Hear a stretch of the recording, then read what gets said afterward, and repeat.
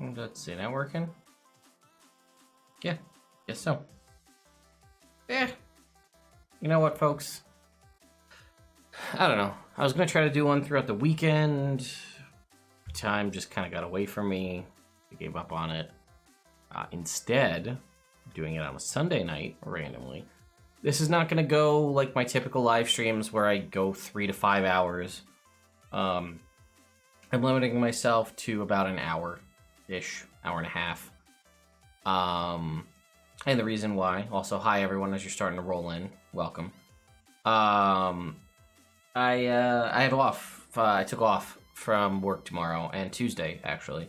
So, just to get a break, I needed some mental health time from work. So, I don't have to go to work tomorrow, but I don't want to be like, I don't want to lose the day to just sleeping it away. I got a lot of stuff I want to work on. I've got, I think, a sponsored video almost every day this week, so I'm trying to get a lot of content out quickly. And I'm going to work on some other stuff to build up a backlog, because in like 2 weeks I'm going to go on vacation, so I want to have videos built up so that you'll still have content every day.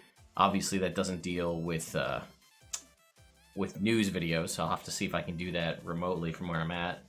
Plus, I have some house projects I want to work on and whatever else. I also don't ever really do... I always just do these random Q&A streams, but like I have been honestly thinking about doing streams with more of a purpose than just random Q&A. Like, this is fun, and I like it, and we usually have a bunch of people, and I've got a lot of interesting things to discuss, which is cool. But at times, I wonder if I should set up one of these streams with like a purpose. Like, I don't know. I mean, I could stream video games, right? That's obviously a thing I have capabilities to do so. We could stream... I usually stream video games on Twitch because they typically have extensions or things like that that work well that I can use. So I think about that, but like we could do world building streams or something, you know, work on something together. That I promise you won't get taken in its entirety and used without credit and all that other fun stuff like that WotC contest. You know, I'm working on homebrew stuff. Okay, I see some questions coming in, so let's answer those. And then I got a couple of things that I want to pose to you because I find myself in a little bit of a sticky situation, and there is no right or wrong answer, and you guys seem to like discussion content, so. Having a good night? Yes, I am. Yeah, saw my wife. Yeah, I'm gonna actually put that probably on the wall, like right here. Super cute. I love it. It was great. When's the last time I had a good night's sleep? I slept for 6 hours last night, which is more than I technically need to function, so that was pretty good. I'll sleep pretty good tonight, though. How was my day today? It was good. I had a good Father's Day. Kids didn't get up till almost 9 o'clock, which is wild. Got some breakfast, hung out with the kids all day. My sister and my sister's boyfriend and my dad came over. So that was good. We hung out, we had food, you know, played around with the kids and stuff. It was a good time. Father's Day was good. Maybe a character build with the chat. Yeah, I mean, I used to do It Builds Character over on Twitch back in the day where I would build pop culture characters. That was always fun. We can figure something out. What happened to the island of Lanten? I don't know. Maybe designing a dungeon or a monster? Yeah, definitely an option. Things we could do, world building. Like topics, a stream talking about races. Yeah, you know, I don't really know what I want to do. So I've been working on my homebrew world, which, you know, in you know, the dream, I feel like, is to take your homebrew world eventually and get it into a book, published in a book in some way. And I've made a lot of contacts in the industry and I know a lot of folks, so that's not out of the realm of possibility of a thing that I could do. But in the process of doing that, I need to make sure I break myself away from any WotC IP, right? Because I can't publish stuff using... So some of you guys have seen my posts about deities and working on a pantheon. And that's because currently, in my homebrew game, I was using the Forgotten Realms Pantheon. Obviously, if I were to go publish a source book for my world, I can't use the WotC Pantheon, because anything from WotC, because then I would get sued. So I would need to come up with my own. So that's something I've been working on. And I have a lot of stuff for my world, and a lot of it is just like floating around in my head, and sometimes working with the chat to solidify things and put them in like a document. Even if it's just a Google Drive doc that we update or that I update, and you throw out suggestions and I add them in there, and then I kind of can use that as a jumping off point down the road. That definitely helps. So, who is your favorite Norse god and why is it Loki? Well, Loki's definitely up there for sure. For people more complex, looking for more complexity who have played 5e, would you rather them learn 3.5e or Pathfinder or something else? So it's tricky, right? Going back to 3.5 because there's a lot that's different. So I had, and I know many other folks had, a difficult time. I wouldn't say a difficult time, but there was instances where you would screw things up in your head, where you were used to playing 3.5, and then you'd go to 5e and you'd keep using or referencing rules or things that just don't exist in 5e. Confirming criticals, 5-foot step, arcane armor, failure, things like that, that just don't exist. So it got to imagine it would be the same way going from 5e back to 3.5. If you're really good at compartmentalizing your knowledge about D&D, that would work. I will say, stay tuned later this year. All I can say. If you're looking for a more complex, better version of 5e, stay tuned. And you can be damn sure that I'll be covering stuff. Where do babies come from? Well, a lot of places, but mostly, Jacob, I don't know if I'm the person I should be telling you that. But when mommy and daddy love each other very much, they make a decision. Oh, thank you, Steve, for the super chat. I'm glad you like the content. How's that Necromancer class coming? It's good. I think it's, I got some feedback from my patrons. It's available to all of my patrons over on Patreon. They have seen it. They've provided some feedback. It's pretty much where I think it needs to be. I just need to get over my mental roadblock of publishing things on the DMs Guild. I just have this weird block about not doing that. So if I can break that, get some artists to provide me some stuff, and then publish it out there, then I think I'll be in a good spot. Review homebrew classes. Oh, for me, 5e is a step forward from 4, but back from 3.5. So many mechanics missing. Yeah, it's true. I can understand that. So again, we could review stuff. The problem that a lot of you bring, or that I've seen a lot of folks bring up, so I'll address it here, is a lot of people say, hey, can you review? I get emails, I get DMs, I get Discord messages. Hey, can you review this? Hey, can you review that? And in an ideal world with unlimited time, I would love to review everything that is ever sent to me. I just don't have the time, right? I mean, there are not enough. There are days where I make 6 to 7 videos a day. Not that I would say that that's a healthy thing to do, but if news continues to drop, I want to be there to cover it.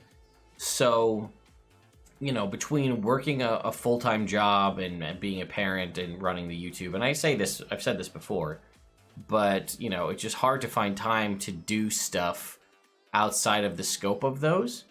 Because again, I have stuff that I want to work on myself, whether it be in my house or for my own games. I haven't prepped a set of game notes for my Tuesday night session that I run every Tuesday, that I've ran every Tuesday for the past 6 years.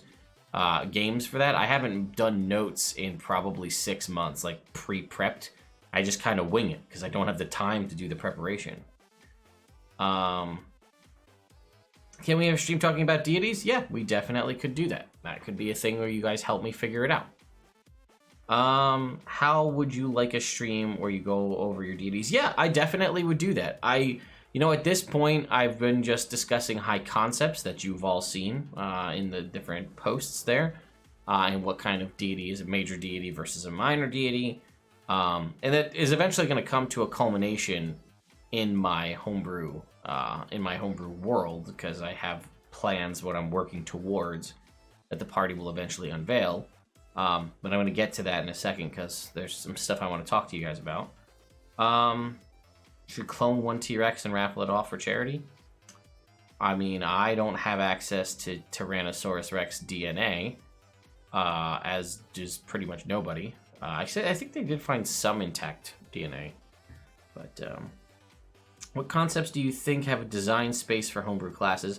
I think folks, from what I think there's a space, I do think there's not currently a good necromancer, right? Someone that, like, not necromancy wizard is garbage. We think we can all agree on that. A good necromancer. I think a class fully dedicated to summoning is something that people want. Yes, the shepherd druid can do a pretty good job. But I think people would like a summoner class. And then obviously somebody always wants chronology, some sort of chronomancer of some kind. Whether you may, I mean, we have the chronergy wizard, but people want a full-time mage, which is something we don't technically have. We have the chronergy wizard, which is close. But yeah. Okay.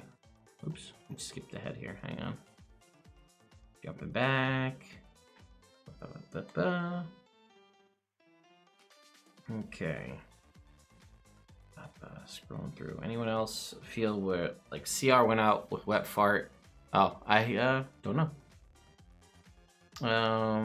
What concepts do you think have design space? We talked about that already. Have I used content from Grim Hollow? No, and I hear only good things about Grim Hollow, so I feel like I should pick it up and check it out myself. Do you think the Lich in Dark Alliance trailer is a Sararak? It might be. That comes out in 2 days or a day, so that'll be fun to check out. Any tips for RPing a Dampier? There's a lot of variation there, so I don't know how you... I mean, there's tons of content and movies and shows you could look to see the sort of half-vampire, right? You could play it a lot of different ways. Although I feel like most of the half-vampires I know are usually the gruff, silent badass type who also kill vampires. Like, I immediately think of, like, Blade and, like, Vampire Hunter D. So they're kind of similar in a way. Or Alucard from Castlevania, so they're all actually relatively similar. So maybe go the other way and just be like a happy-go-lucky fun times guy.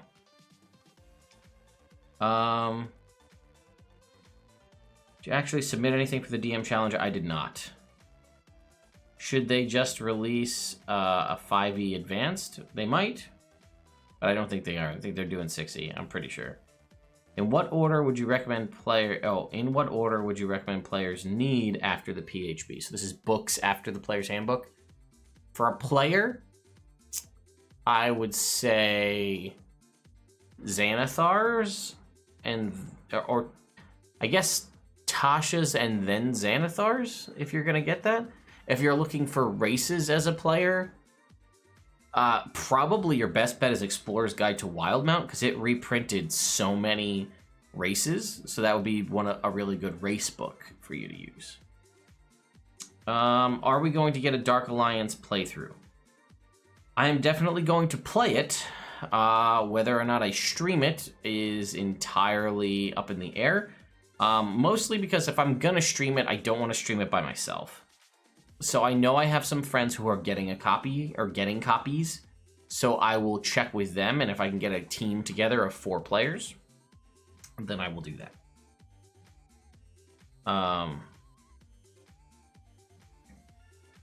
Yes, I saw a sexy bearded Viking wizard with the badass Aussie. I saw your super chat from before, but yes, I do think 5e is a step up over 4, although I didn't play 4, but I'm loosely familiar with it. And I do think it is a nice genesis from 3.5 in a simplifying things, but also keeping a lot of the spirit of 3.5e. But yeah, there are obviously some mechanics and things that fall through the cracks. Oh, thank you, Mr. Mike. Gonna make your own book? Yeah, Adam, I would love to. Like I said, I have friends in the industry and friends with access to publishing stuff. So if I felt I had something in a good place where I could make something that would obviously would need to sell well, but I felt proud enough of, then I would make a book, yes. What do you think about the Dark Alliance game? Super weird it's not based on the Drizzt books. Agreed. Yeah. I've said it before, I think Dark Alliance is going to get repetitive. It just looks, I mean, maybe I'm wrong, and I hope that I am. But the game just looks like you're gonna do the same moves over and over and over again. You know what I mean? And I just think it's gonna be, yeah, it just looks like a repetitive hack and slash game. And those have a place.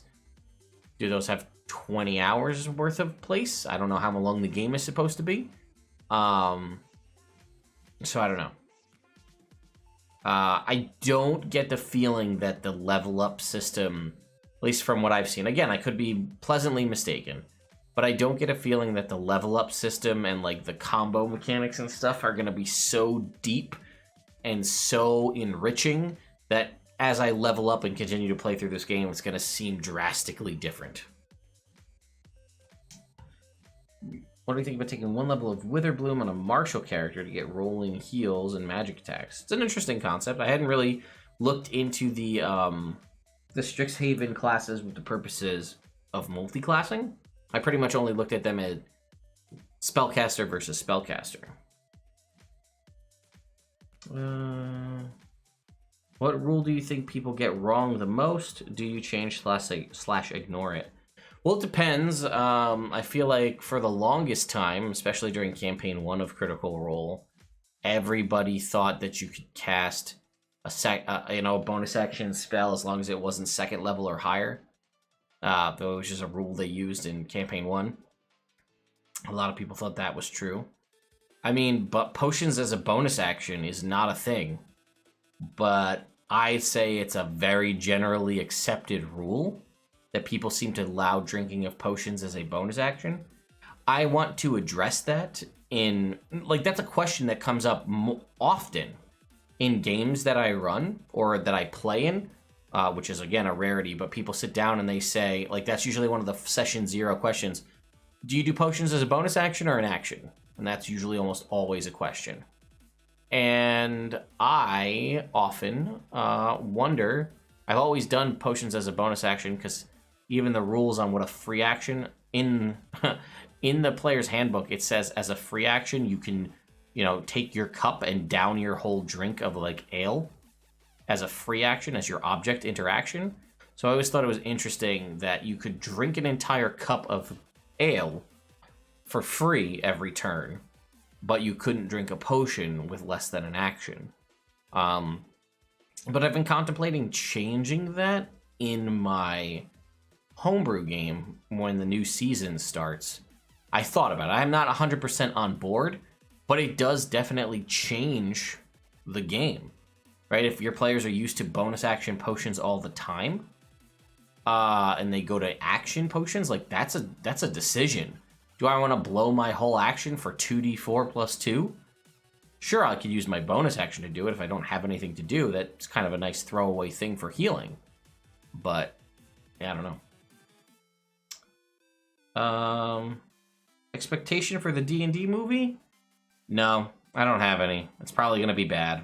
I'm still going to watch it. It's probably going to be bad.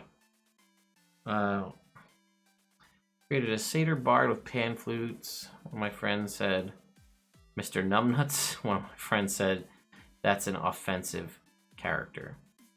Rick, I can't, would Mr. Numbnuts have a place in my campaign? He might. It depends on the group. That's what I say with everyone. That's why you need to have session 0s. That's why you need to talk to the players. You need to talk to the DM. And you need to vet out what kind of game you're going to have. Is this a serious game? Do you want to have everybody with in-universe names? Or do you want to have a Mr. Numbnuts or a Big Dick Playa in your game, which I had. I told everybody we were trying to sit down and have a serious game.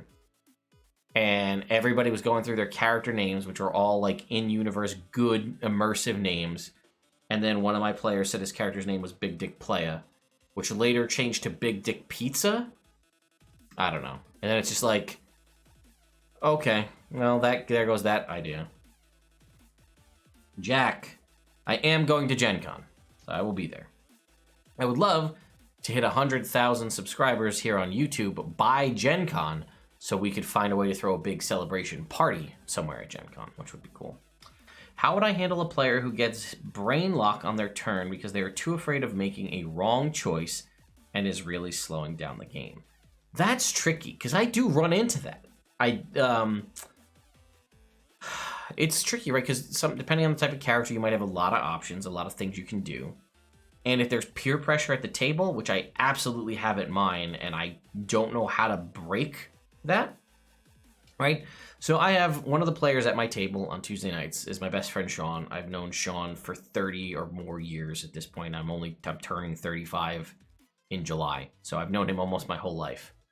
And one of the players at the table is his girlfriend, Celine. And Celine started playing D&D with us. That's our first experience ever with D&D. It was actually on stream as well, like 5-6 years ago. And it's tricky, right? Because sometimes I feel like he's very knowledgeable about D&D. She self-admittedly is not. So I feel like oftentimes she'll look to him for like, should I do this? Should I not do this? And she'll constantly be like second guessing herself. And I kind of want to be like, just you do you, you do what you want. But then I feel like sometimes it goes like double-edged sword. Like she's always asking for help. But then sometimes when she's not asking for help, she's getting help, So it's just tricky. I think you got to have a conversation and like just pull the player aside and say, hey, listen, don't worry about it. I mean, realistically, is it that big of a deal if they make the quote wrong decision? There's not really a wrong decision in Dungeons and Dragons. You think that the decision that you're making is right and you go with it. Stick to your guns. Don't backpedal. Don't second guess things. So yeah, things might not work out ultimately the best, but you as the DM are aware, or maybe you're not the DM, but you're a fellow player. You can let them know, like, hey, yeah, it's okay. People make mistakes. You're still trying to figure this stuff out. It's all good. We just want to keep the game moving because we don't want to have things slow down. So, take some time, figure it out, but let's not slog and waste our turn every time, which I do admit, that does suck when you get to a turn and like we're speeding turn, enemy, player, and then it's just like, well, and then you just wait and nothing happens.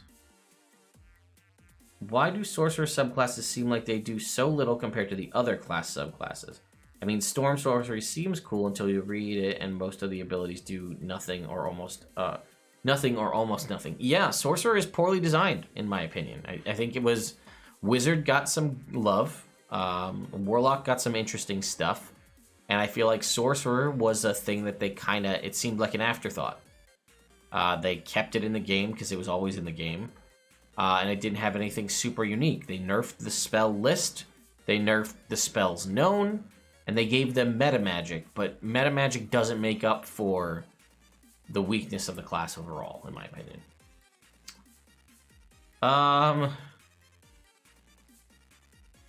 What is my favorite D&D related streamer and the content they offer? I say this, and I'm not trying to like snub anyone, but I don't really watch content for Dungeons and Dragons. I don't have time, What was great for watching content was when I used to have to drive and commute to work every day. For a while in our old house and stuff, I was driving an hour and a half to, one way to work, sometimes 3 hours in the car. Or when we moved, at least a full hour or more in the car every day driving to and from work. So that was a good way to absorb, you do that 5 times a week, you absorb a ton of content. You can get 5 or plus hours of content watched or listened to, podcasts or otherwise, during that time period. And I don't have that anymore. So, I was up to date on Critical Role through episode, I don't know. I don't even remember what episode I was on. I'd have to go back and look. I think it was in the hundreds, early hundreds. I don't know. And I usually stay up to date on Penny Arcade on the Acquisitions Incorporated stuff because I do like that. Not the C team. I was up to date on the C team for a while, and now I pretty much just focus on the A team games. But they're so few and far between that's like I can find the 3-hour commitment once every 6 months or so. Because But that's about it. I don't really watch any other D&D content. Would you be working on a nerd immersion theme park to compete with TSR Giant Lands Park? No. That's just a lot of liability. A theme park? What are your favorite historic books? Trying to find good material outside of 5e. So I don't really have a lot of historic books. A lot of the historic knowledge about like warfare and that kind of stuff, I think a lot of people are aware of Shadiversity on YouTube. So I do watch Shad's content about weapons and things like that. I read his book, which was the novel that he wrote was really good. But I don't really deal too much with historic stuff. Although I do occasionally, if I get an idea that like my city might be relatively similar to, in the vibe of like, I don't know, say the Vikings or something, I might go look up and do some research about different places, like maybe Iceland or Greenland or, some other place in history that had, figure out what their kind of warfare style was and get ideas from that. But that's not a book. That's just me reading stuff, unless you're trying to say historic books as in historic D&D books and not traditional 5e books, which I could pretty much say most of the 3.5 catalog is pretty solid. So lost the Crown of the Magister. Oops.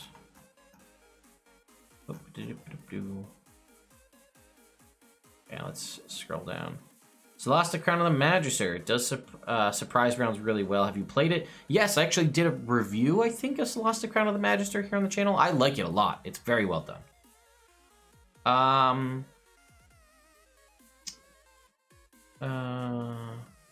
Time roulette go. Yeah, exactly. Clockwork and Aberrant, they do plenty. Yeah. The Clockwork and Aberrant Mind sorcerers are the best ones, I would say.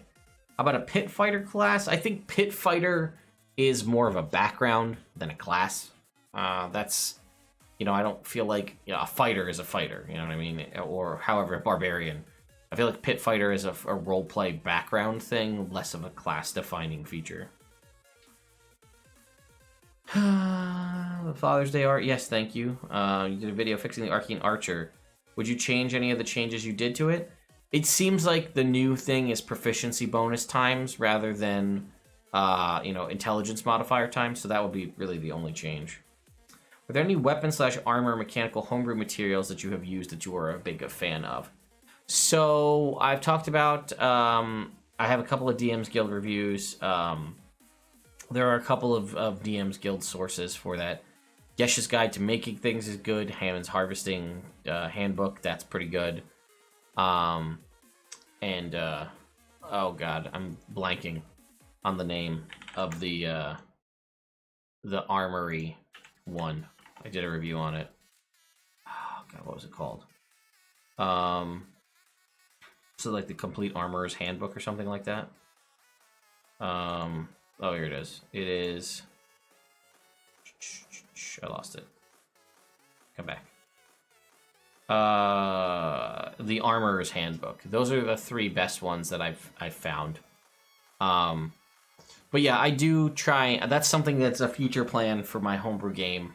Is like I want to nail down what rule system I'm using, whether it be an amalgamation of all of the ones that I like on the DM's Guild or otherwise, or something. Something completely homebrewed.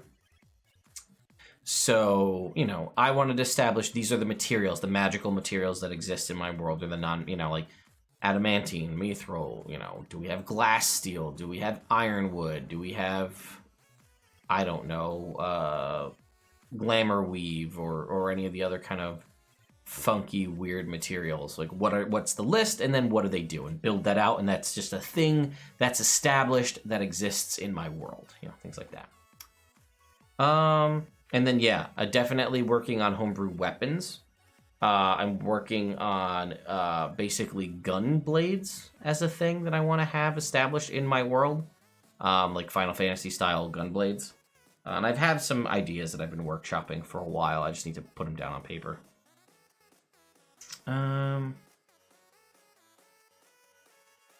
Interesting non-magical class. It almost feels like every time I start one of those classes, I either go for more yeah. Agreed. Why do you think Wizards is doing 60 rather than anything like 5.5?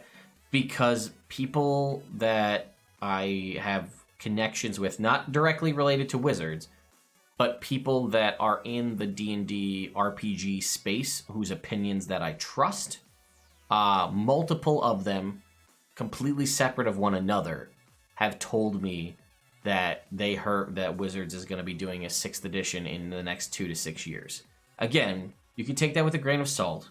It's not anybody. I do have contacts and people that I talk to that do work at Wizards, but I only talk to them infrequently, and I can't really leverage that too much because I can't put them in a compromising position. So I can ask generalized questions occasionally, and then they more often than not are not at liberty to say when I ask them a specific question. But these are other people, other creators in a variety of different spaces that have told me their contacts at Wizards have told them that that's coming. So that's the only reason that I'm saying that. I didn't even think that would be necessarily true, but that's what they told me. So that's what I'm going with. I trust their opinion. I trust that they're not lying or attempting to just, blow smoke. But it could all still be wrong, right? So take that with a grain of salt. Have you seen a superior sorcerer subclass? I have not. I'd have to take a look. Starting my first homebrew campaign, being a first DM. You have any tips? Well, it's kind of the general DM tip that I always have. Your players don't know that something's not going according to plan or that you're messing up unless you tell them. You got to lean into this. That stuff's going to happen. You've probably done it to a DM at some point where people don't know. Someone comes up with something that's way out of left field. The DM's not prepped for it. So just lean into it, right? If you can, lean into things, work with your players, and don't be afraid. They won't know that it's not planned unless you tell them, man, I didn't plan that at all. What should WotC do to fix the Ranger for the next edition? I don't think a fighter subclass would work. I think you have to incorporate the animal handling mechanic as a base feature, which is part of my Ranger fix, which I've yet to ever publish, which is again part of my DM's Guild roadblock that we talked about. Do you think we will ever get a 5e Greyhawk setting? I think it's possible. I think it's definitely possible. Congratulations again. What third-party settings do you most recommend? As far as campaign settings, I don't really look too much into them, full-blown campaign settings, although people love Kobold Press's Midgard. And from the things that I've read, right, Scarlet Citadel, Empire of the Ghouls, the Midgard World Handbook, all that stuff, I very much enjoy it, so I would check that out. People seem to really, really enjoy that. I'm sure the chat can sound off with other recommended third-party settings. You could probably, if I've done any reviews of any or mentions or ad spots for third-party Kickstarters, I don't really mess around with Kickstarter stuff that I'm not interested in. So I think I've done a couple, but like everything starts to blur together, so I can't recollect them off the top of my head. Maybe that'll be a future video. Potential martial classes do you see in the future, since the barb fighter rogue often feel repetitive? I don't know. I don't have a good idea. This is the problem, right? When you make things, when you do this subclass concept, you have to have very strong base classes, and they fit the archetypes, right? Fighter, barbarian, rogue. You can even throw monk into that mix, right? The unarmed fighter, the martial artist, the sneaky stabby type, the generic fighter type, and the aggressive brawler, over the top rage berserker fighter. Those are like the key archetypes typically of martial classes. The only thing we don't have is like the spell sword, and that's handled through things like the Bladesinger, or arguably even the Eldritch Knight, this sort of might and magic combo. So because of that, I don't know that there's some other thing out there that you could do that will fill a void that doesn't exist. Combination of the Eldritch Knight and the Hexblade Warlock.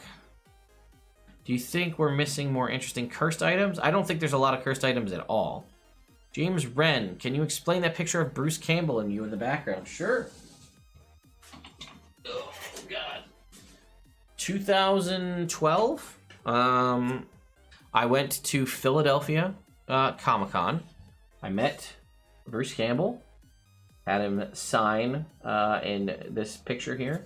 We took a picture together. I don't have it down here, but I do also have a chainsaw that I had him sign, which is up in my garage. But yeah, I brought in a chainsaw into the convention. I had him sign it. I also thought it was very weird that at the time, this is 2012, so slightly different times, I guess, but they didn't check if the chainsaw had gas or oil. They didn't check if the chainsaw had a blade, which it did, and it had technically gasoline in it too. But they didn't check that, so I walked in with a chainsaw, and they had no problems. Guess that's Philly for you. Questioning for a Lorehold Bard. Should I take Booming Blade for melee? Booming Blade is solid. Can't really go wrong with that. I want to see a class that leans into exploring. Yeah, I think you could probably do that with a subclass, though. Like a rogue subclass, like an archaeologist or something. I think that exists in Homebrew somewhere. Do you think the 6e content will largely invalidate existing 5e content due to power creep? They said that if they ever made a 6th edition, it would be backwards compatible. Take that with a grain of salt, too. But if you hold them true to Wizards what they said, then yeah, it should be backwards compatible. About to be playing in Icewind Dale. What race class combo would you say to play in a campaign? Cold resistance will be huge. Anything with cold resistance will be big in Icewind Dale. Because that will negate the need for the saving throws for being exposed to cold weather. And then if you can be a class that can somehow generate its own food with spells, I think clerics can eventually cast Create Food and Water, something like that. You can eliminate, not that you necessarily want to eliminate some of the trials and hardships of survival, but that will help you there. Also take the Outlander background, which is if there's available food or water, you can just find it, which kind of helps you eliminate a lot of that aspect. My favorite class is the Paladin. I could cast Otto's Irresistible Dance in real life. What kind of dance would I make people? That is a great question. Wow. I like that a lot. I would make them... So this will be going out to my wrestling fans. Fans who were fans of wrestling when it was WWF wrestling. And they're familiar with the tag team duo of Too Cool. Scotty Too Hottie and Grandmaster Sexay. That would be the dance that I would make them do with Otto's Irresistible Dance. Do you like mecha and other science fantasy concepts for 5e? I'm not like a huge mecha Gundam style person. That never really tickled my fancy. I don't know if it has a place in 5e either. It might be better suited for its own system, because I think the mechanics could be better designed for it.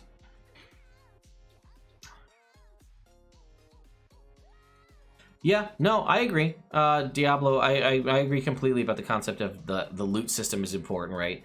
Take a look at the original Diablo. But the other part about that is about your concept about the loot system. I mean, even like loot shooters like Destiny and things like that, they have interesting loot. But like, when you look at what they've shown for Dark Alliance, Drizzt will always have 2 scimitars. Catti-brie will always use a bow. Wolfgar will always use a hammer. And Bruner will always use an axe and a shield. So how unique can the loot be? You can't change your weapon types. You're stuck in there. Like, that's how I interpret that from what we've seen. Now, maybe I'm wrong. It's possible. But that's what they've shown in all the trailers. And, like, the custom, like, pre-order weapon skins are just different skins for the same weapons. And that's, again, part of the problem about playing such an iconic team with legendary, weapons of legend that they're expected to have. That's the problem with that. They're not going to change. Like, why would Wolfgar ever get rid of Aegis Fang? It's an amazingly powerful returning hammer. It's fantastic. Why would you ever get rid of it? The answer is you wouldn't, and not to even touch on the sentimental value that it has. How much should you trust your players to not cheat? Should they always need viewed roles? Listen, so, I'm a dad, right? So I can pull that dad energy there and be like, listen, if you want to cheat, cheat. You know what? I don't care. You are the one cheating. You're the one making the game you're the one doing this. I'm not going to tell you not to cheat. Don't flaunt it in front of everybody if you're cheating. Don't make it obvious if you're going to do it. But if you truly have more fun playing Dungeons and Dragons by cheating, then that's fine. But I don't want you to ruin it for everybody else. And, ultimately you'll know that I'm disappointed in you because you feel that you need to cheat rather than just play the game as it is. Trust me as your dungeon master to make the experience fun and interesting regardless of what the die rolls happen to be. But yeah, you just know deep down in your core that I'm a little bit disappointed in you that you didn't think you could play the game, as it was intended. That usually does the trick. Who's your favorite Critical Role character from each campaign? Again, not up to date on campaign 2, but I can say from campaign 1, my favorite character... That's tricky. I guess probably Scanlan from campaign 1, I would say, and Jester from campaign 2 for sure. Do you ever read or run the Age of Worms adventure path? I have not, so I can't give you any tips, sorry.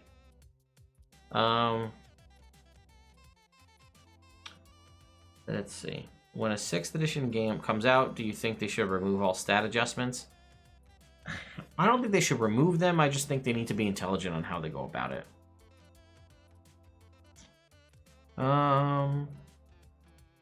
Well, that's interesting. I've only played games where potions are a bonus action. How do you feel about a speedster class? I don't think you need a speedster class. I think you could do a speedster subclass. I do. I don't know what subclass it would be of, but I think you could do a speedster. Prop monk obviously comes to mind because of the movement speed. But I think a speedster, a speedster sorcerer could be interesting, right? I don't love sorcerer. I've stated that. That's why there's 3 videos fixing the sorcerer on my channel. But, because the sorcerer is based on your origin. So what if, the time, the time force? I think that's what it is. I forget. I'm not super into DC, but, the time force, that's your origin. If you come from, speedster time, that'd be kind of cool.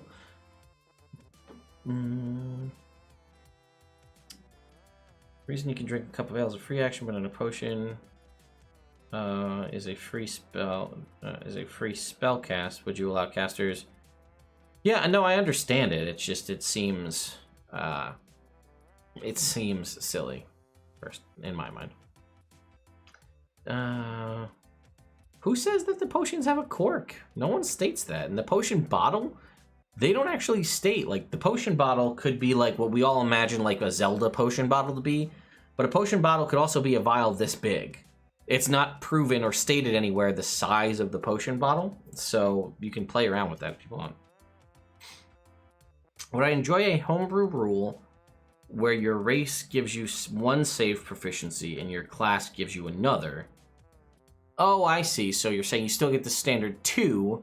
The problem with that is, they designed it in 5e to give you 1 weak saving throw and 1 strong saving throw. The strong saving throws being Dex, Con, and Wisdom, and the weak saving throws being Strength, Intelligence, and Charisma. So as long as you balanced it that way, I think it could be fine.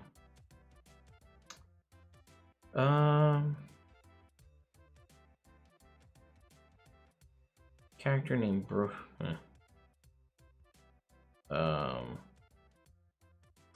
I have not watched the channel Just Jackdaw. I've heard of it, I have not watched it. Again, I don't really watch stuff, guys. How can I encourage combat to be more efficient? I have 2 players who have played in at least 2 other campaigns, but even martial class players seem to take a long time on their turn. Simplest way is to roll your attacks and your damage at the same time, regardless of if you're going to hit or not. So you're going to roll with your longsword. Your longsword does a d8. You pick up your d20 and you pick up your d8 at the same time, and you roll them both. Now, if you roll and you miss, whatever, you rolled an extra die. If you roll and you hit, you already know what your damage is. You don't have to roll the d20, take a look at your number, the DM tells you hit, then you pick up your d8, then you roll your d8, and then you add it up. Another thing you could do is allow players to pre-roll, right?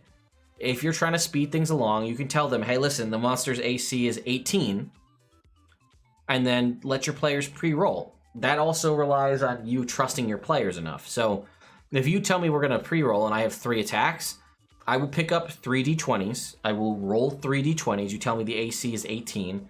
I roll the 3 d20s. It's not my turn, by the way. It's somebody else's turn. I roll 3 d20s. I determine that I hit twice and I miss once. I then roll my damage. I determine if I'm going to do smite or any other things that add to it, and I roll those dice ahead of time, and I have those numbers set aside. And then you say, Ted, it's your turn. And then I say, all right, well, I'm going to swing once and I'm going to miss, and then I'm going to follow it up with 2 hits. I hit the guy twice.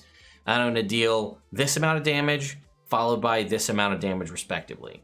And if you need to split things up with radiant or bludgeoning or fire or however you want to do that, you figure that out too. You provide that to the DM so that they can know. But in my mind, this is so one of the things that I like and I don't like. So we all know in Critical Role, Matt Mercer likes to or if you don't know, I'll explain. But he likes to descriptive combat every single combat interaction, right? I roll a swing with my sword, and I roll and I hit. And then he will give you a narrative description of how that weapon is impacting the enemy. And that's great, but combat is long. Combat is excessively longer when you have to wait for the DM to describe how you hit this thing with your sword. And you know you've got 6 other people at the table, or however many other people at the table, plus the monsters, and you just started the combat and you need to keep going. That's how sometimes finales take 8 hours. So, one of the things that I like to do with the concept of pre-rolling that we just talked about was I like to make that the opportunity for my players to descriptive combat. Because they know if they're pre-rolling in that scenario I just told you, where I hit twice and I missed once, my players now know how this is going to go down. They're going to know that they swing once, they miss, and they hit twice. They can switch that up. They can be, I swing once, then I miss, then I hit again, I hit twice, and then I miss on the 3rd swing. However they want to go about it, but they know what happened. They know the outcome. The only thing that changes in that instance is if you miss, or if you take out the enemy. You know the enemy's AC is 18, you swing, you hit it after 2 hits or 1 hit and you kill it. You then need to adjust on the fly, which would typically be like, all right, I'll move over to this guy, and then I'll just put that damage onto that guy, kind of a thing. But that gives my players the opportunity to narratively explain how they're going to do it. They already know what the hits and misses were. They already know what the damage is. They describe that, they tell me what that is, and then they have their little moment to descriptively, describe how their attacks hit, and then we can move on to the next person who has already pre-rolled their stuff, and then we can just zip through the combat really quick, but everybody still feels like they have a moment to shine and explain what they did. Sorry that was long, but there it is. What are my thoughts on how Dragonlance could be implemented? I think it's going to be just like how Ravnica was implemented. It's just going to be exactly the same. Sourcebook. Do I think there is salvation to the Ranger? I think it can be done. I think it's a little tricky. Sorcerer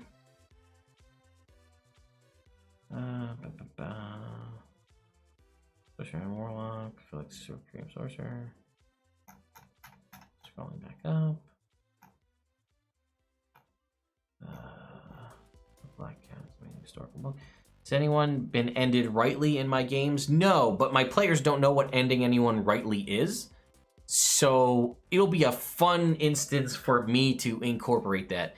And I do have a trinket for a fighter, which is a screw-off pommel.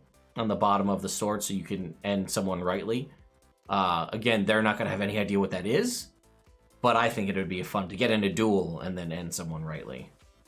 Do you see the lack of characters for all saving throw proficiency pairings a major detriment? Currently, 7 out of 15 aren't covered, and several pairs have multiple classes like Wisdom, Charisma. I don't think it's really necessarily an issue, but there could be more, break things up a little bit more. I'm reading the questions from here in chat, Dilson Camacho. It's just there are so many that it takes a long time to play catch up.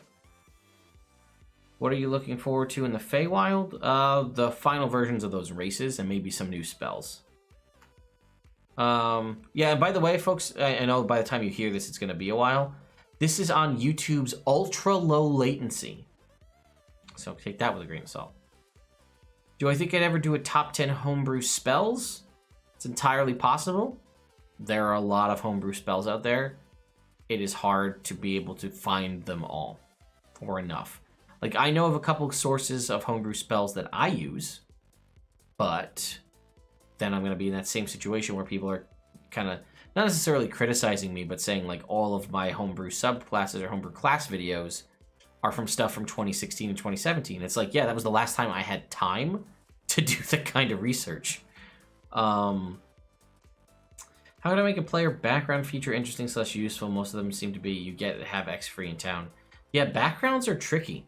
They either come up a lot or they never come up at all. How would I do a wizard pet subclass? Just expanded use of Find Familiar. Meet up magic goblins on the fly. Any cool ideas what spells or other shenanigans they should have? They should have Magic Missile and be able to use that thing, Fury of the Small, which would add to all of the Magic Missile damages. This is the absolute worst race class subclass combination in the game. Rock Gnome, Berserker, Barbarian. Dragonborn, Ranger, Sorcerer. Just check out Expanded Weapons and Armor version 1.6. I will do that. What if they added a Bestial Fighter subclass where you could gain more damage with your unarmed and get a buff on scent-based perception checks? Kind of sounds like you're just trying to do sort of a barbarian in my mind. So I don't know. Maybe. Do you ever struggle with finding the right time to multi-class? Yeah, a lot. Because you never know. The tricky part for me is, do I know when this game is going to end? Does this game have an expiration date? Is this an ongoing thing till the story's done? Is it a pre-written campaign? Is it something I know we're going to end at level 12? And then I decide, do I want to multi-class or not? And honestly, for a lot of us, the multi-classing is only a couple levels. It's not a crazy amount, but it's determining on when to do that. Do I start with a different class and then jump into it right after? I don't know. And it depends too, right? Am I starting at a higher level? Am I starting at level 5, level 6? Maybe I can get the multi-classing stuff out of the way up front. In my first long-term campaign, I love playing catch-up in the chat because I don't remember half of what's being discussed. You have to try and predict the new adventure book based on the cover. What do you think it would be? I don't know what you mean. Do you mean like on the Wild Beyond the Witchlight book? I think it's going to be a branching story about hags. And I bet you there's going to be 3 hags, obviously a coven of hags. And the story might lead into 3 branches, or you might go on 3 separate things to deal with each of the hags. How work Summoner Greater Demon with Dispel Magic? If Summon Greater Demon has a duration listed, not instantaneous as its duration, then it can be dispelled. How would you handle making a half-dwarf or half-gnome, like a similar race besides half-orc or half-elf? A lot of people have made homebrew versions of these. I usually just say that they breed true and it doesn't work. But I know there's instances of half-dwarves in like Forgotten Realms history and stuff, so I don't know. Do you think a sharpshooter net build would give the bonus damage, and if so, what type of damage would it deal? What about sneak attack? I don't think net is intended to benefit from those. Does Alchemist's Alchemical Savant work with non-material spells like Firebolt? You know, I don't know. I haven't really looked at the Alchemist since it came out. I know everybody's always telling me like it's super broken because not like in a bad way, like it's busted and it needs help. And I have never really gone back and looked at it. Have you cast a spell using your Alchemist supplies as a spellcasting focus? You gain a bonus to one roll of the spell and must restore hit points. Yeah, I think it falls into the same trap as what we discussed with the Bard. I think it falls under the same thing. Is 60 really necessary? I don't know. Have you ever complained about the way 5e is handled and how you wish something was wholly different in the game, or you wish something was handled differently? All of us that have complained about the way we see the sorcerer, the way we see the ranger, or things like that, and say we would wish they'd fix it, they're not going to fix it in 5e. If they're going to fix it, they're going to fix it in the next edition. Ever tried simultaneous combat? How to make combat less boring? Have not. How do you balance the amount of magic items you give to your players? I don't. I give them way too many magic items, and then I kick myself in the ass for doing it later. 2 to 6 years for 6e. With regards to your video from yesterday about the contest, is Wizards heading down the same greedy path as companies like Blizzard? Look up what happened to Keith Baker about Eberron from a couple years ago, and you can probably get your answer there. Who would win in a fight, Strahd or Cookie Monster? Depends on the proximity of cookies to Strahd. Because I'll give Cookie Monster a leg up, man. He gets that hangry stuff going. He's not forced to be reckoned with.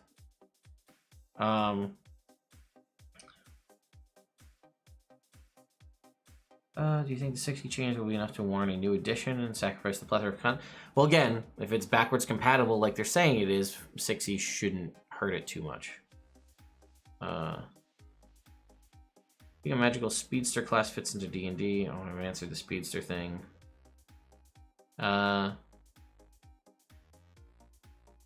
Lila, they air whenever the hell I feel like it. I just go wild on when I put these out.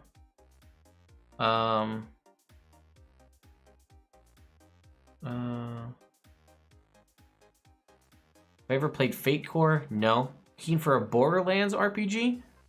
That would be interesting because of the loot system and all of the guns. I don't know how you could you build enough tables to randomly generate that many different kinds of guns? I'd be interested to see how it goes. If I could fuse 2 D&D creatures, which creatures would I fuse? I would fuse a Flumph with an Owlbear. I think that'd be weird. The counterspell video you made a while ago, you said the counterspell's description really explains the cool factor. But do you think advanced magic duel rules should be made? I don't think so. Other people do. And maybe there's a place for it. But I think it needs to be an optional rule. Any ideas on how to make... Oh, let's see. Planning on running a short pirate seafaring campaign. Any ideas on how to make them less Davy Jones from the Pirates of the Caribbean? Cursed Captain. I don't have any good ideas for that. Maybe the chat does. Or head over to the Nerd Immersion Discord and throw your ideas out there. They might be able to help.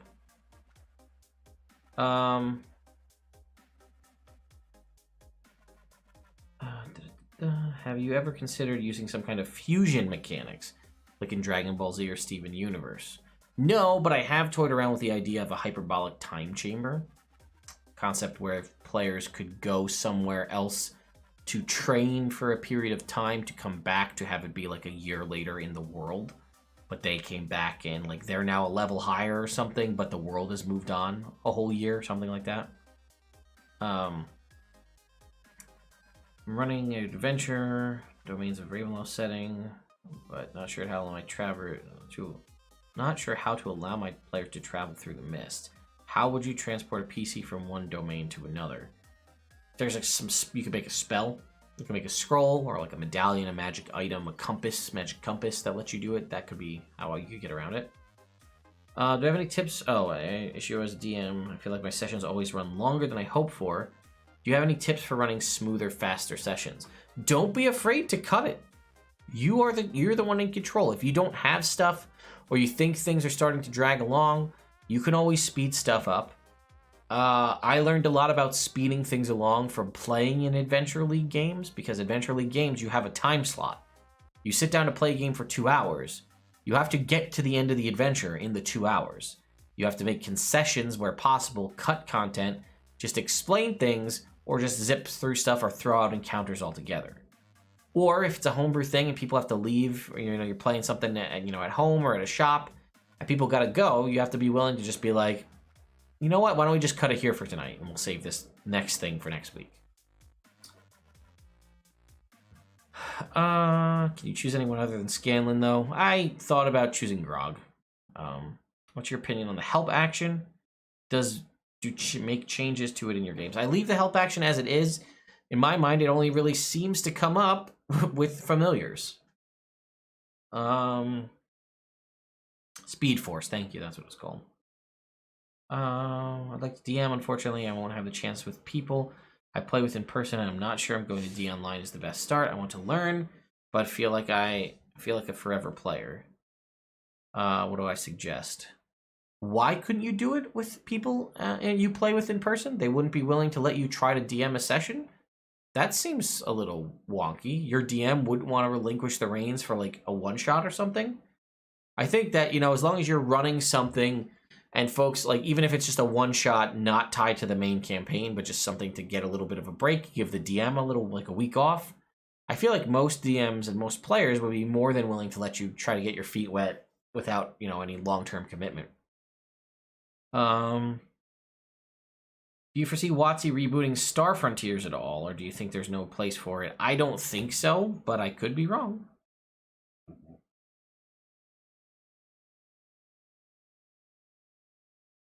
Susie says, for children, if you're an adult, please don't cheat. If they are, they're not getting the full game. Maybe find a way to show them. Yeah, it's whatever. If people want to cheat, people are going to cheat. You know what I mean? Especially if you're playing in online games and you're not using digital dice. You don't know what people are rolling over here. You don't know what I'm rolling here versus what you're rolling over there. I could say I'm rolling a lot of natural 20s, and you might be like, are you, though? And it's just like, well, why would I lie? What benefit do I get from that? Pre-rolling can really add to the story. Yeah. The problem with that is it throws a wrench into advantage, disadvantage. Yeah, the concept of pre-rolling can mess with advantage, disadvantage, depending on the scenario. But how do you feel about the concept of a cantrip? Oh, I lost it. Boy. Going back up. How do I feel about the concept of a cantrip that allows you to make a ranged attack, like a ranged booming blade? I'm not opposed to it. It would just, I think Magic Stone is the closest we have. What crit damage rule do you prefer? Which do you avoid? I used to use exploding dice. So when you roll the max number, it keeps exploding. I changed that. I also used to use tables, like critical hit, critical miss tables. Or cards in some instances, and those ended up just being more complicated, so I threw them away. So I just stick with the standard crit rules, double the dice. Man, Ted, you sure do enjoy these random Q&A streams, don't you? I should just expect it every week at this point. I get why you call it random, though, because you don't commit to a schedule. Yeah, that's true. They are not any schedule. I thought about... The problem is I don't want to lock myself down to something that I can't promise I'll do consistently. So, when I have time and, I feel interested in it, and I'm also usually procrastinating. You can see there's a whole bunch of stuff over here that I need to review that I'm not doing right now. This is how I procrastinate. I try to make it at least productive. Let's see. Secret Dwarven cantrip with the command word yeet. The new never-before-seen format. WotC's advertising will be their own virtual tabletop. Yeah, I wouldn't doubt it.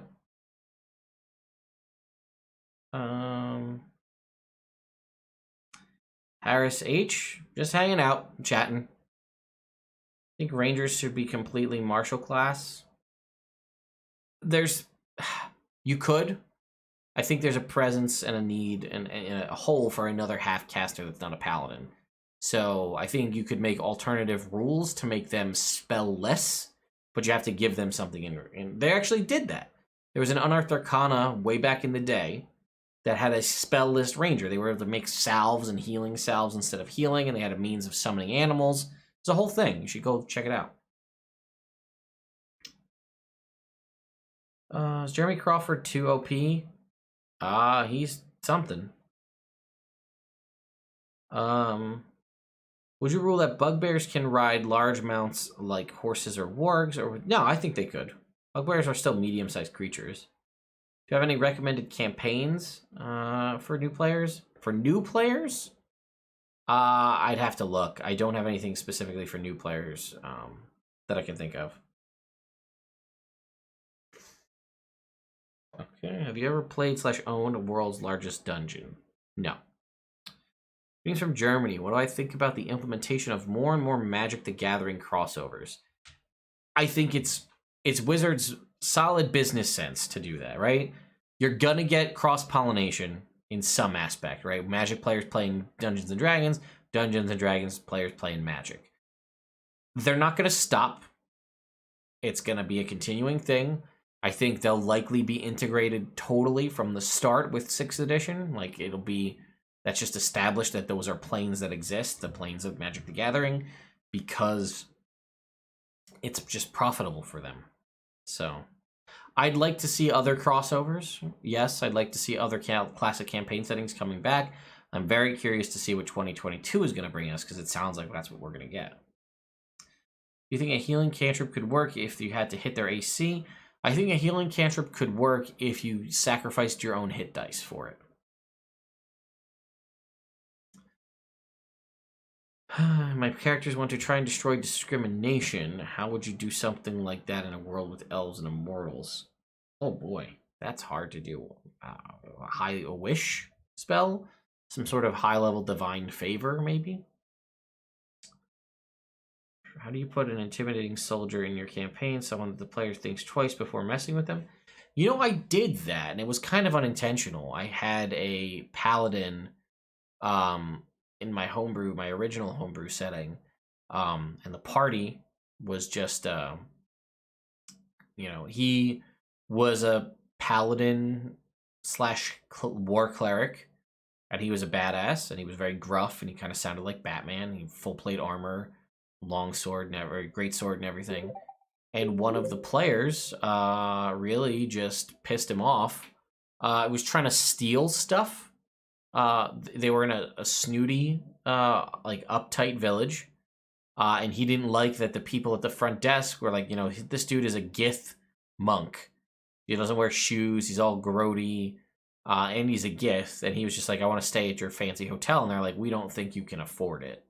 And he was like, oh yeah, and he pulled out his gold because he's an adventurer, and he bought a room. And his brain said, well, I don't like the way these people treated me, so I'm going to turn invisible, and I'm going to try and rob them. So he starts off by trying to rob the register, for lack of a better term, and then because of the people around there, he's unable to. So then he just decides to start going through the people's rooms who are renting out the hotel, and decides that he's going to do that. And he had a ring that made you invisible, but not the clothes that you're wearing.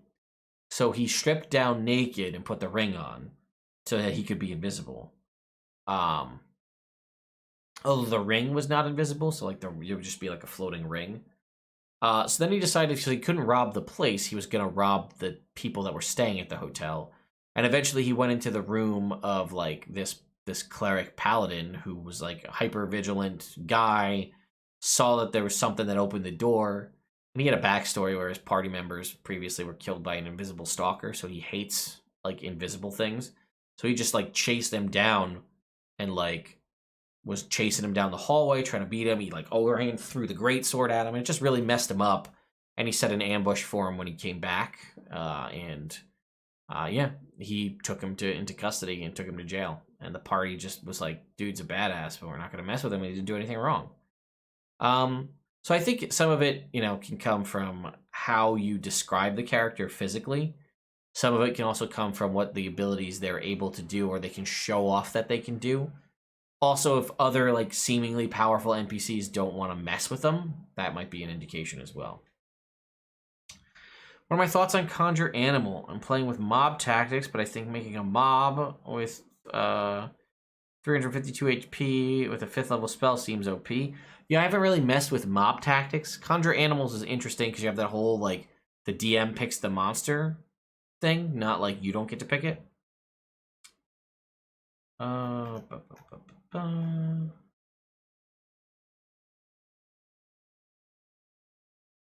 What do you think needs, what class do you think needs more subclasses the most?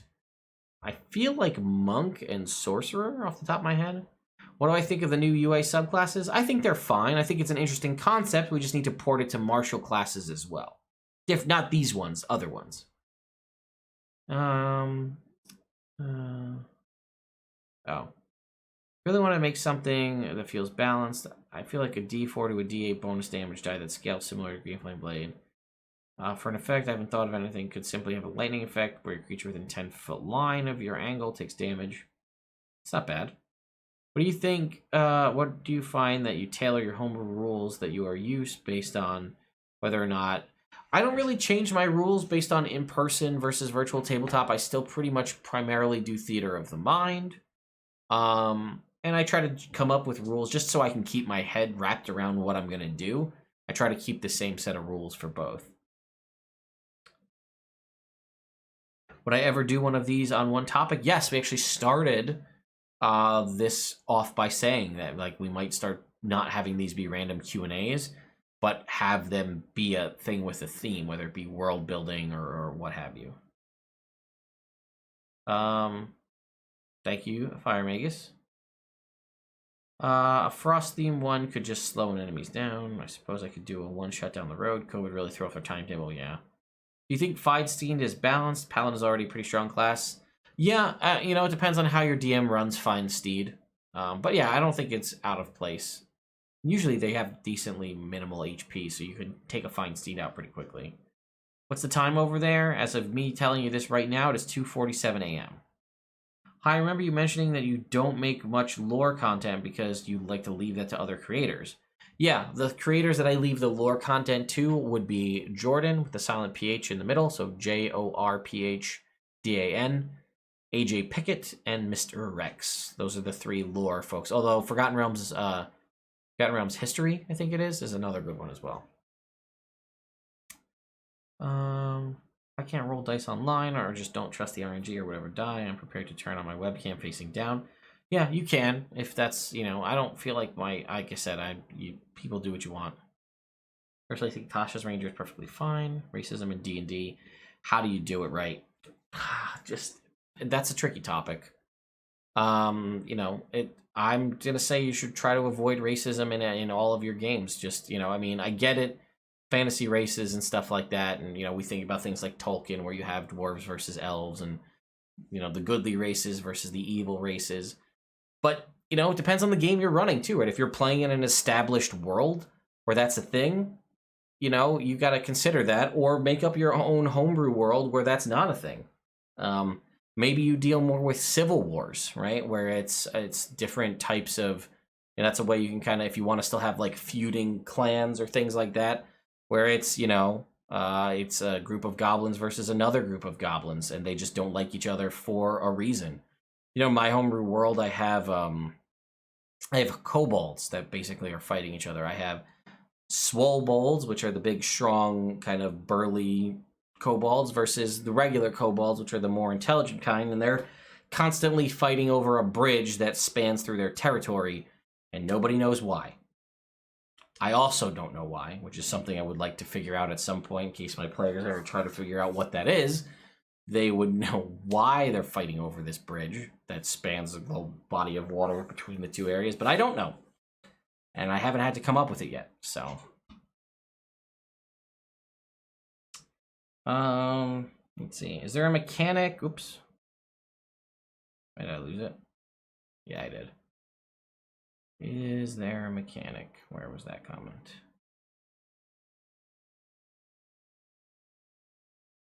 Sorry, folks. Is there a mechanic you'd like to see in 5e that isn't in it now? Yeah, I did an entire top 10 video on top 10 mechanics I'd like in 5e.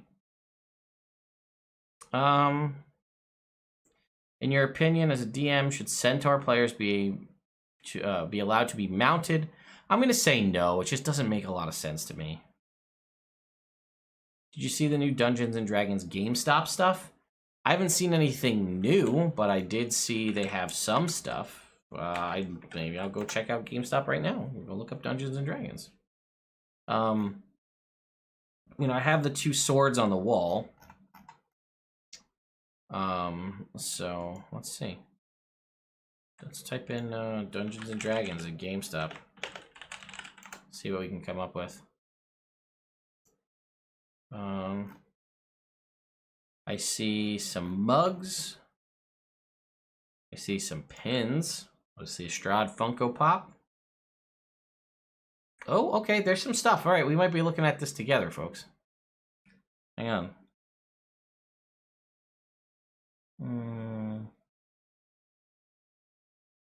What is your most memorable moment in a TTRPG? Oh man, that's tricky. I had some pretty good moments in a World of Darkness campaign. In one of my first D&D campaigns, I would say probably killing the sort of like mob kind of henchman guy who was super strong, who had a lot of control over our group in my original D&D campaign. Like a random happenstance, like a flashbang, essentially, went off. And he was a Shadowkai, so he's very much like a shadow dark creature. And the flashbang went off and basically like stunned him. And I came back from the stun faster than the rest of the party. And I just was like, this is the time. And I turned into a bear and I just started mauling this guy. And he had basically our number and he had things against us. And that one random instance of that flashbang going off, which was a whole nother story, was the turning point. I was like, this is the moment, I'm going for it, while the other players were still recovering from the stun. And by the time we managed to all come to, we beat him coming to, like, our senses, and we managed to defeat him, and that was pretty cool. What are your thoughts on the Artificer Infusion Replicate Magic item and the selecting Spell Rot Tattoo? I don't know if you can I guess you technically could replicate a Spell Rot Tattoo. I don't know if that was the intention, but... type of Paladin or Artificer subclasses would you like to see added? I don't really have a good idea for Artificer. Actually, I should say that. I'm working on one myself, a subclass. Paladin, I still think a dragon kind of one could be fun. You talked about it a little bit, but for the Drake, Warden, Ranger, do you think it would make more sense to have the Drake be more like a familiar when not in combat? Maybe. I don't really see a huge downside to not just having the Drake be present all the time, similar to an animal companion. I don't think it's that crazy to have that. Measured on all the rules we already got for ship fights in 5e, do you think WotC is ready to publish Spelljammer? I think we're going to see some kind of something, whether it's Spelljammer and Planescape combined. I don't know, though. We go War of the Bucket route and say they're fighting over the bridge just for the sake of fighting over the bridge. That'd be funny. Did you ever romance with an NPC? How do you actually woo someone without pickup lines asking for a friend, by the way? I did in my very first D&D campaign. So I was I was 17 years old, a 17-year-old kid. Didn't have a girlfriend, didn't have any prospects of a girlfriend. We're all playing D&D together. And one of my friends was that guy who was like, if there's any girls there, I want to do them.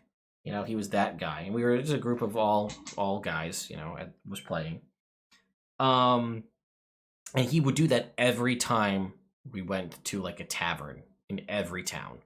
And he struck out spectacularly every single time. And it came down to the time where he took our party fund and went and bought a magic flute without asking the shopkeeper what the flute did or why it was magical. He had the party fund, which was like 2,000 gold. And he said, I want to buy a magic item. What do you have? And the guy said, I have this flute. It's magic. And he said, cool. How much is it? And the guy said, how much gold do you have? And the party member said, 2,000. And he said, it's 2,000 gold. So he bought it. And then he went into the bar. And then he played the magic flute. Because in his mind, not ever corroborated by the shopkeeper at all, was that he thought it would magically make him be able to play the flute.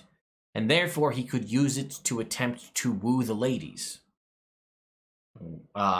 It didn't give him flute playing ability. It didn't do any spellbinding effects. He played the flute spectacularly bad. And tried to hit on the chicks in the bar, and it didn't work. And they kept playing his flute, so I threw him out of the bar. And everybody in the bar loved me, because I threw out the jerk who was ruining everybody's night. And then I just said, you know what, screw it. For the hell of it, I'll try and hit on one of the girls at the bar. And then, like, I rolled really well, and my DM was like, yep, it works. And, you know, you guys go to her place, and that's what happens. And then I actually ended up bringing her with us, so she kind of became an NPC that traveled with the party for the rest of that campaign. And, like, she was like, I'll come. Can my brother come too? And I was like, sure, why not? I don't care. So he came too. And she was like, ended up being like a divination wizard, like a low-level apprentice wizard, and he was like a low-level rogue. And they joined the party.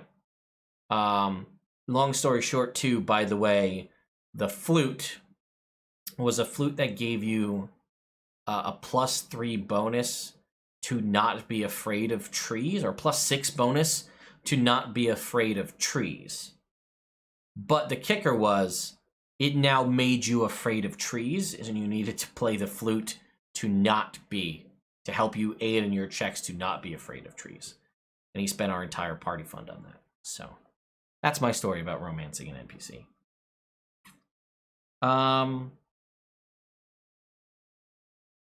Are you planning on watching Exandria Unlimited? Yes, I am very excited to watch Exandria Unlimited. I'm excited because it's not a huge time commitment, like Critical Role Campaign 2 would be to catch up on. I love Robbie Damon, and I love, Amy Carrera, who plays Adora and Shira on the Princesses of Power. I love them both. I'm very interested in seeing that campaign. Scrolling down.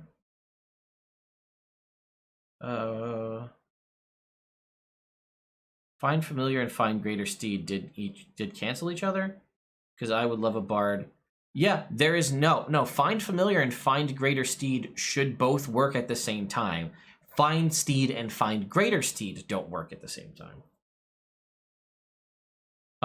What would your thoughts be on adding class-specific magic items for marshals? 100%. It's needed. It's absolutely needed. In that topic, Find Greater Steed can attack independently? I think so. Do you think we'll see 5e Book of the Plains? I think they should. I think before 6e, but you never know. What are my opinions on kobolds' playable race, monsters, lore, and all together? I love kobolds. I actually made a kobold that I really like. I think it's available on D&D Beyond. I'll go see if it's available, if it's public. Before they added the new kobold updates. Let me go and see. I'll see if I can put it out there for you guys. My homebrew creations. Let's see. Kobold. Yeah, it's published. Let's go view it. Here you go. For those of you who want to use the Nerd Immersion Kobold, here's the D&D Beyond link.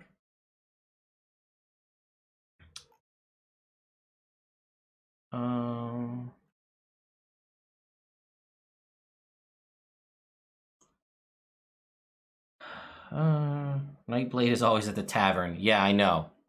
Nightblade's always at the tavern. I know. Well, that's like one of the first things of an introduction to Dungeons and Dragons that I had before I started playing was the 2 Dead Alewives things, and we used to quote them all the time, constantly. You know, we'd be like, you know, fly by nights and Mountain Dew. You know, we used to do all that all the time. We loved that stuff. I hope that 6e would give us concrete pricing for magic items because so many people are asking for it. Like, at some point, if you don't, you're just actively ignoring what people want.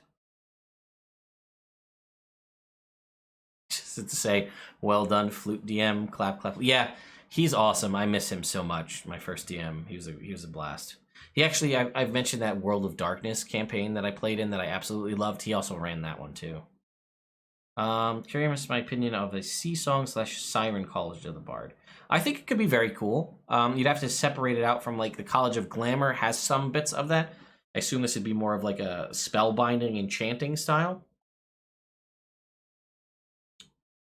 With all the setting books being teased for the next year, what settings would I personally be the most excited to see? I'm most excited to see something we've never seen before. I don't want to see... Like, I do want to see Dragonlance and Greyhawk and Spelljammer and all these other things. I would like to see them. But I'd like to see something wholly new that's not a classic campaign setting revived and not a Magic the Gathering crossover. I'd like to see what creative chops Wizards of the Coast has to make up an entirely new campaign setting. Was your friend upset when the Funyuns got stuck in the machine? Obviously, you know. First of all, he had to get Funyuns in the first place, and then they were stuck in the machine. What do you think about the monster races that had minuses to stats? I didn't like them because it was so few, and it wasn't a commonplace thing in 5e. If it was a standard thing, like it was in 3.5, it was just a known thing that certain races would give you negatives, that's fine. But the fact that they singled out a couple and didn't give it to all, like a bunch of races, that kind of rubbed me the wrong way. Do you think it is possible that we'll see Dark Sun? I don't think we'll see Dark Sun just because of the history. What do you think of a homebrew paladin subclass that allows you to use a ranged weapon? I think that people really want a ranged smiting paladin, but I don't know that the game is ready for it as a paladin, because I think the rogue kind of fills that with sneak attack. Would you actually enjoy a spell-focused book? Yes, I absolutely would.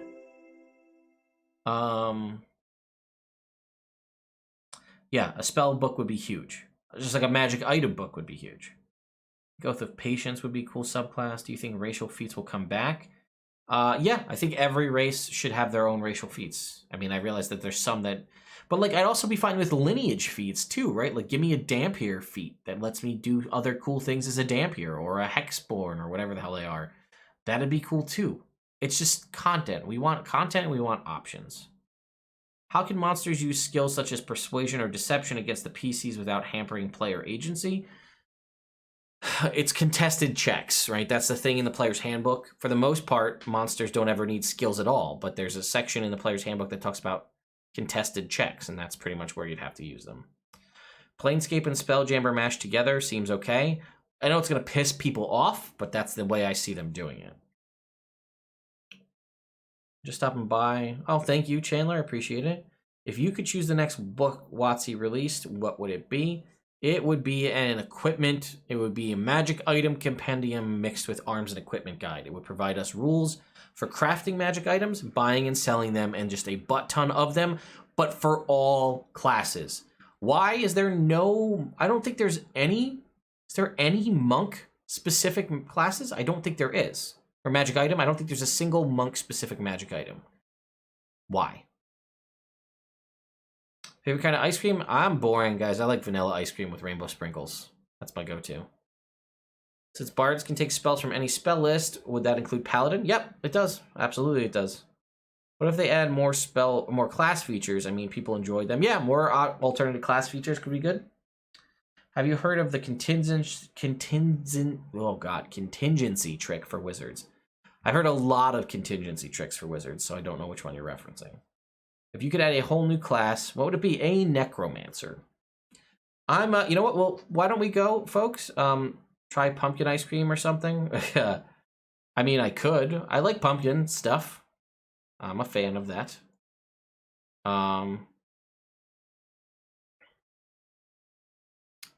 Let me move the chat over to this screen, and let's see. Here, let's go look at that stuff on GameStop real quick together. So let's see. Someone said there's new D&D stuff. So here we can see the swords that I have on the wall behind me. Here's the My Little Pony crossover. There's this dice tray with these metal dice. I've seen this, and I've never seen anybody use this in person. It's a water bottle, but at the bottom, you can see at the bottom of the water bottle, there's a D20 in there. I think that could be pretty cool. There's some clothes. There's these pins look new. These 4 pins here. But here's where I saw some new things. Check this out. Dungeons and Dragons ring set. Ring of spell turning. Ring of fire resistance. Oops. Ring of X-ray vision. Ring of spell storing. Ring of 3 wishes. Ring of telekinesis. And it comes in a little box set. Set to order, get it in August for $40. I have not seen this. I've been talking about this. Do you guys not recall me mentioning how you could make money selling D&D jewelry that was set in the D&D universe? This is a thing. That's awesome. All right, let's see what else they got. Okay, we've got a dice tower here. Look at this. Where's the dice? How do they come out? It says a dice tower. I see the little part where the dice come out. Where do you put them? In the fire? I guess maybe you put them in there?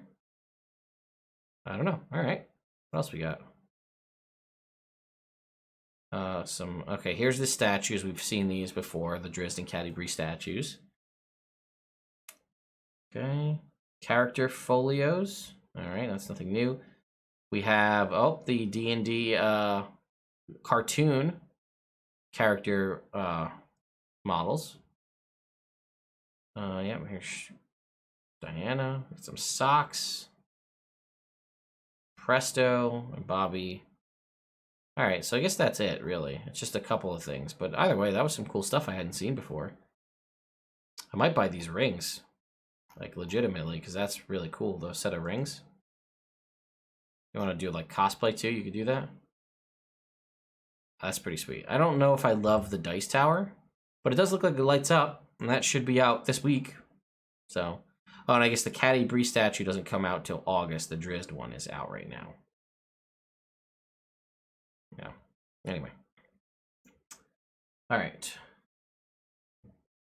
How do you run module books? I usually don't run them 100% by the book. I usually change them up. Paper description handouts. You can actually hand out real props. I love props for cosplay, and why not for games? Yeah, absolutely. What do you think of a way of fear would work if Monk had a subclass called that?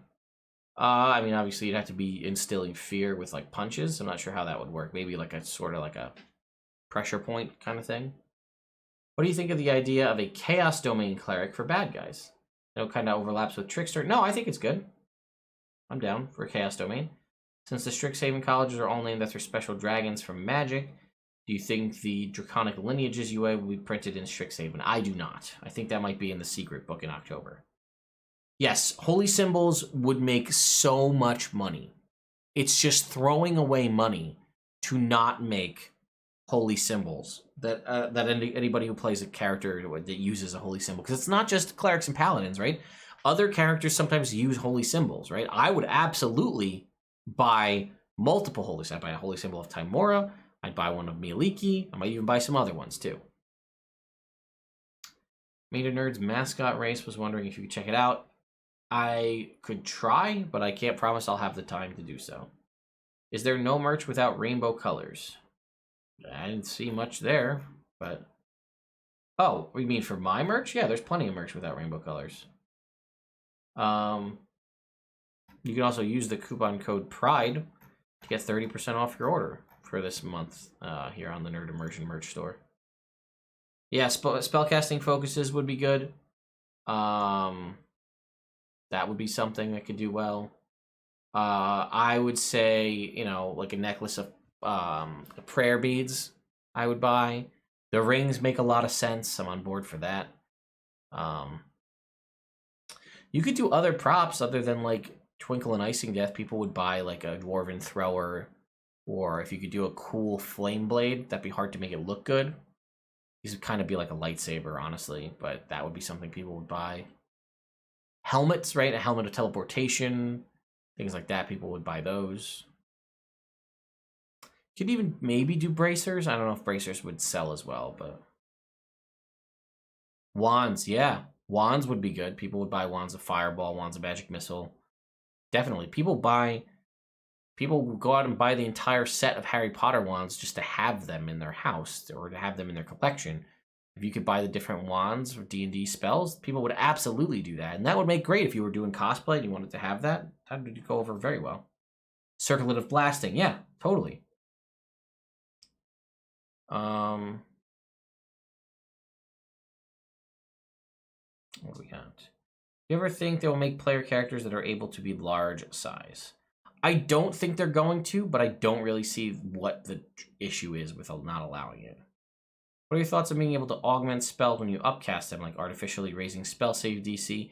I think that starts to break the game a little bit, but I think there was one spell. I don't know if it's Contagion or it's one of those that allows you to change, like when you upcast it, it loses concentration, which is something we've never seen outside of that one spell. They came out with a Dwarven Thrower, you'd buy it? Totally, yeah. You think they should make a new setting more toward today's standard friendly and not changing Forgotten Realms? I think I want to just see something new. We haven't really seen a new campaign setting from Wizards of the Coast in years. I would like to see something new. What could you do? What could you do to make it unique and different enough? Not transferring over from Magic, not copying and recreating an existing campaign setting. Just something wholly brand new. How many people do you think would buy the Wand of Polymorph with the dead frog on the end? I feel like people would buy it. If you could buy or 3D print your favorite magic item, what item would that be for display? It would be the Holy Avenger Longsword. Golding would be sick. Robe of Scintillating Colors, Helm of Brilliance, definitely. Yeah. Bestow Curse, thank you. Thank you, Roar KT. Bestow Curse is the one I'm thinking of. Wonder if blights can afflict other plants. I want to hang Aegis Fang on my wall. Definitely. Allegedly not selling holy symbols is a Hasbro bust decision. That well, maybe. I guess. Magic items that can reverse in a turn down in combat. Thoughts example, after one turn getting hit, you could turn back. Oof. Time travel-y stuff is funky. That you gotta be careful. Identify can feel lame as a DM. Low-level spell, ritual casting, and it tells everything and how to use it. If I don't honor it, players feel bad. It doesn't say it tells you if it's cursed or not. Also, if you read the rules, I have a video on like magic items and identifying them. If you pick up an item that's magic, the book says you just know that it's magic by touching it. Not even casting Identify. You just touch this phone and you're like, oh, that's a magic phone. Just by picking it up, it gives you a vibe. It just says that right in the Dungeon Master Guide. Have I ever considered a gray dwarf rune knight you could enlarge and then enlarge again? I don't love gray dwarves, but it's a concept. Far Realm, or maybe an elemental one. Non-D&D question. When was the last time you shaved your beard, and what do you look like clean shaven? Last time I shaved my beard was a long time ago. God. 9 years ago? Something like that? Yeah, something like that. Like 9 years ago. Yeah, and I'd look very baby-faced if I did. I'd probably look like I dropped 10 years if I shaved my beard.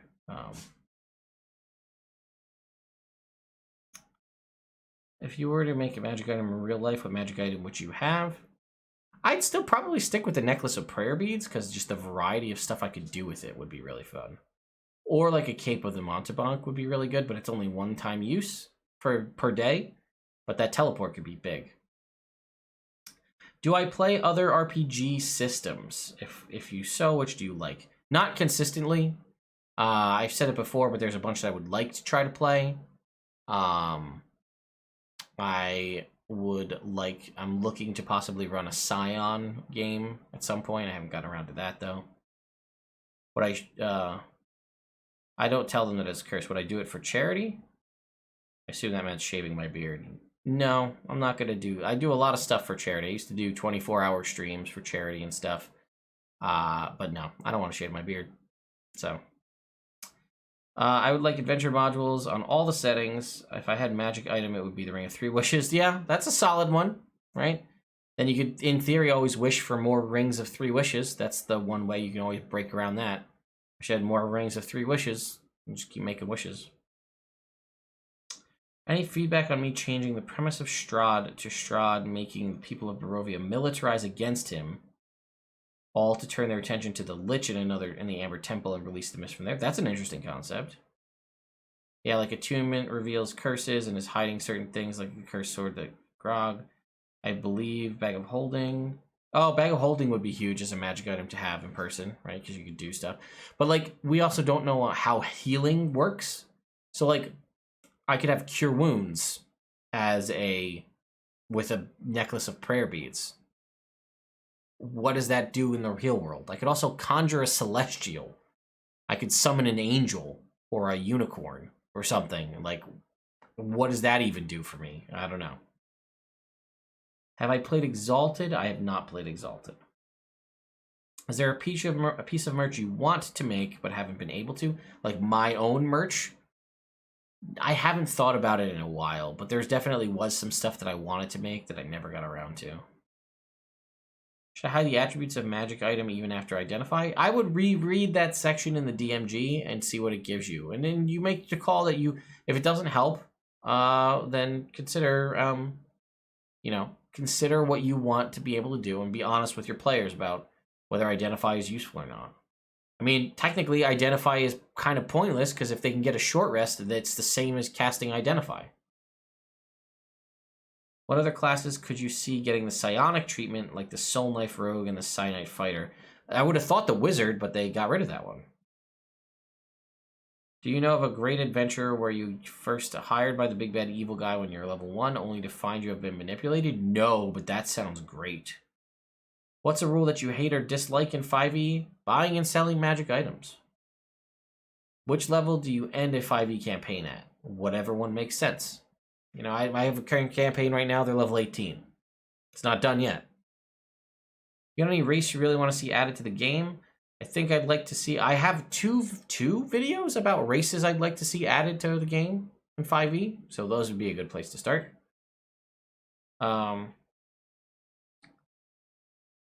Yeah, no, the Clockwork Amulet is super great if you're playing a Matt Mercer gunslinger. You can get you right around having a roll grit, or having a misfire. Have I ever used encumbrance in a game? No, I never have. We play short rest gives you the gist, identify gives you the details, but identify per the DMG does not reveal curses. Yeah, that's what I thought. So, if you could be a monster or race in D&D, what would you be? I'd probably want to be just like an elf, right? Like, I mean, long-lived, big, deep, extensive culture. My proficiency with archery comes in handy. Learn magic. Can see in the dark. I could actually only have to take a 4-hour trance and get the benefits of a long rest. Do you realize how helpful that would be for my health? I mean, that'd be wild. I do probably have a video on just about everything you ask. We talked about me making an on-screen like bumper for like, I have a video for that. And just hit that button every time someone asks. Do you think cats need an AC buff since cats are known for their reflexes? If you're going to do anything to buff a cat's AC, give it dexterity saving throw proficiencies. Don't give it a bump to its dexterity. Do you have a house rules video? I do have a video on house rules. I have at least one video on house rules. Maybe two. If you could have a first level spell in real life, what spell would you choose? A first level spell? Yeah, probably Cure Wounds is pretty solid. Find Familiar, depending on how you want to use it, could also be really useful as a first level spell. Comprehend Languages could also be really good. Do you play stuff apart from 5e? Not consistently, no. Not that I'm opposed to it, I just haven't had the time. Do you think there should be a PHB 2? I do. Get a Rod of Short Rest. Get Rod of Short Rest and give Identify an intelligence check. Independent, yeah. Elven dreams are weird, right? Well, technically, yeah. I mean, they trance. They go into a meditative state rather than a dream. I don't like Dragonborn or gnomes. What are some thoughts? Some of the best friendships you've made through D&D? So Jake, who I play D&D with every Tuesday and have played D&D with every Tuesday for the past 6 years, I met through playing Dungeons and Dragons at a local game store. I went there just randomly because it was at a time where 5e was out and we had played through Rise of Tiamat, and it was done. And I would get into these like bouts of nostalgia and like sadness. I guess it might have even been depression. I don't know. And it's like, but I wouldn't think it's anything major. But it'd be like I miss like when my friends had moved away. After high school and college, that was bummer. And we were back for everyone was together for a little while, and then like we were playing about once a month, and then that we finished Rise of Tiamat. We had nothing on the horizon. And I was feeling really bummed about how much I love Dungeons and Dragons and how much it's not in my life. And my wife was just like, why don't you just look up for like a local game store and see if you can find like a game on like Wednesdays or something and then go play. And that's what happened. I actually found a local game store. They had a game on Wednesdays. So after work, I would drive right over to the game store. I'd get food from the little like cafe right across in the mall there.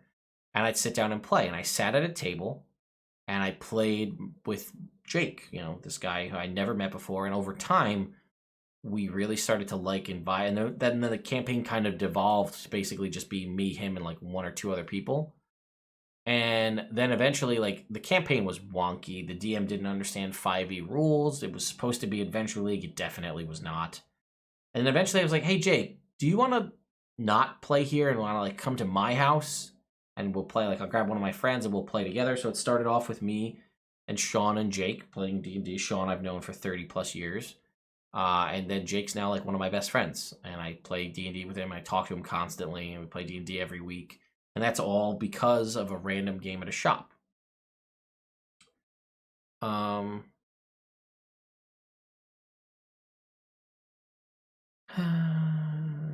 thing you should take for Pathfinder. I don't know Pathfinder enough to transfer anything over, so. I had one choice, elf. Yeah, speaking of elves, I had the problem of having a 100-plus-year-old with a 20-year-old party. Yeah, that's always tricky. I'm 150 years old. The party's like the party's 20, 30. And I'm like, I've seen lifetimes before you were born. Like, what's my thoughts on players who purchase armor of scale and higher means, but getting padded armor gamison, and that padded doesn't affect sleeping in armor?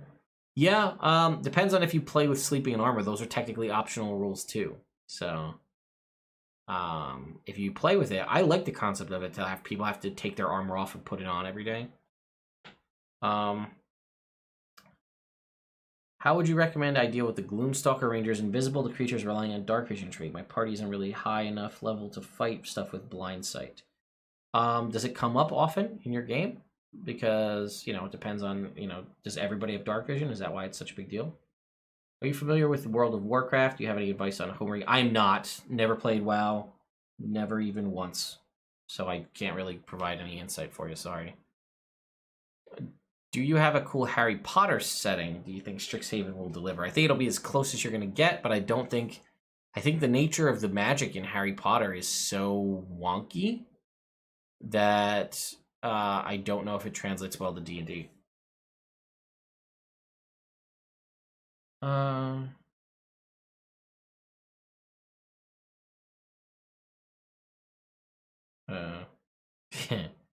No, I haven't slept yet, so I've been up since 9 a.m.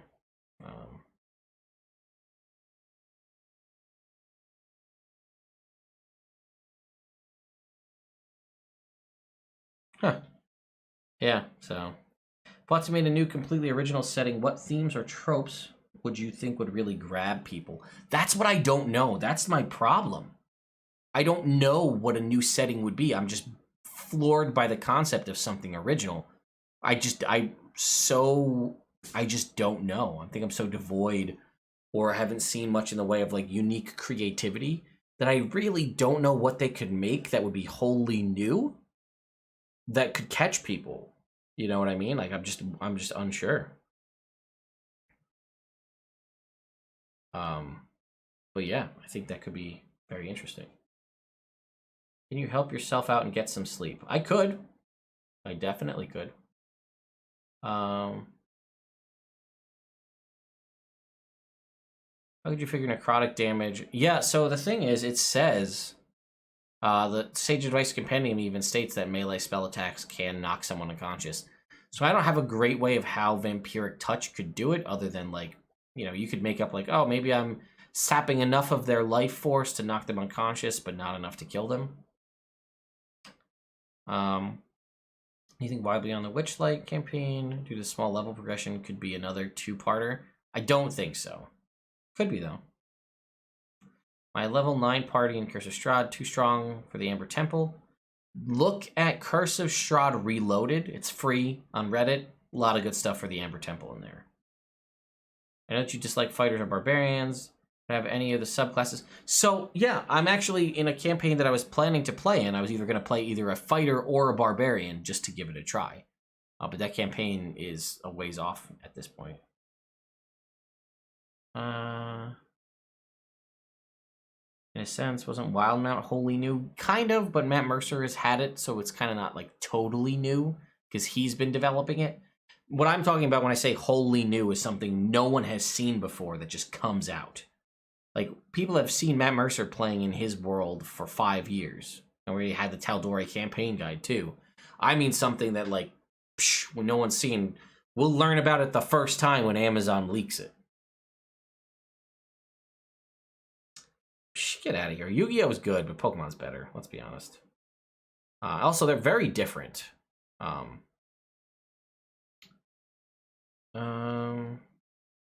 Where should an author start publishing their homebrew settings and adventures? That's tricky.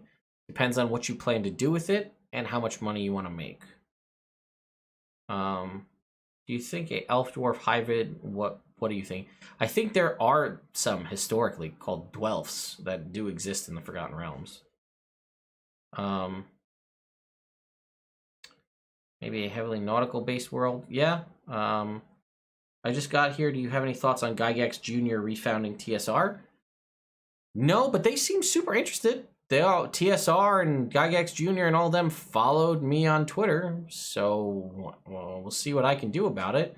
I've had several people reach out with more information about it, so I don't know what that means, but I guess we'll see.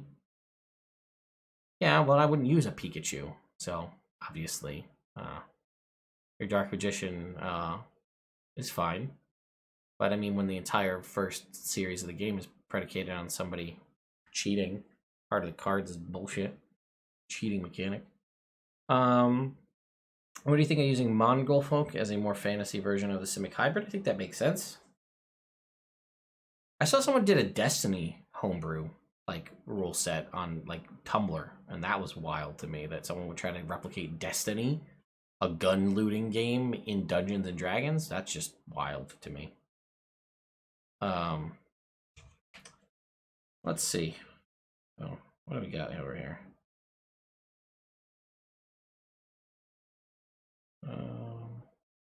Why is Call of Duty messaging me? Get out of here.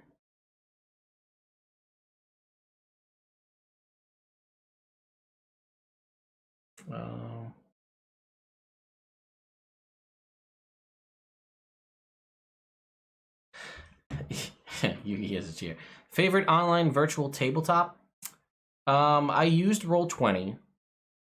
And I have Fantasy Grounds. I liked a lot of the concepts of Fantasy Grounds better than Roll20.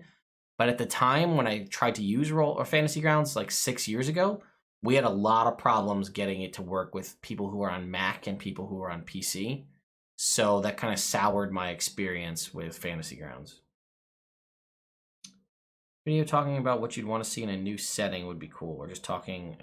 Yeah, I might do something like that, like what would people want to see in a completely new setting? That could be interesting. Thoughts on a proper Drow source book? It's very specific to do a Drow book. I feel like if you're like, why do Drow get their own book and not like elves or dwarves or something like that? I think if you do that, that's fine, but you got to give every race their due diligence, and that's okay. I'm okay with that. We're used to that concept of the Races series of books we had in 3.5. Races of Dragons, Races of Stone, Races of Destiny. That was a good series of books, and I would like something like that for 5e. Have you played the homebrew Pokemon D&D? I have not. I've seen it. I have not played it, though.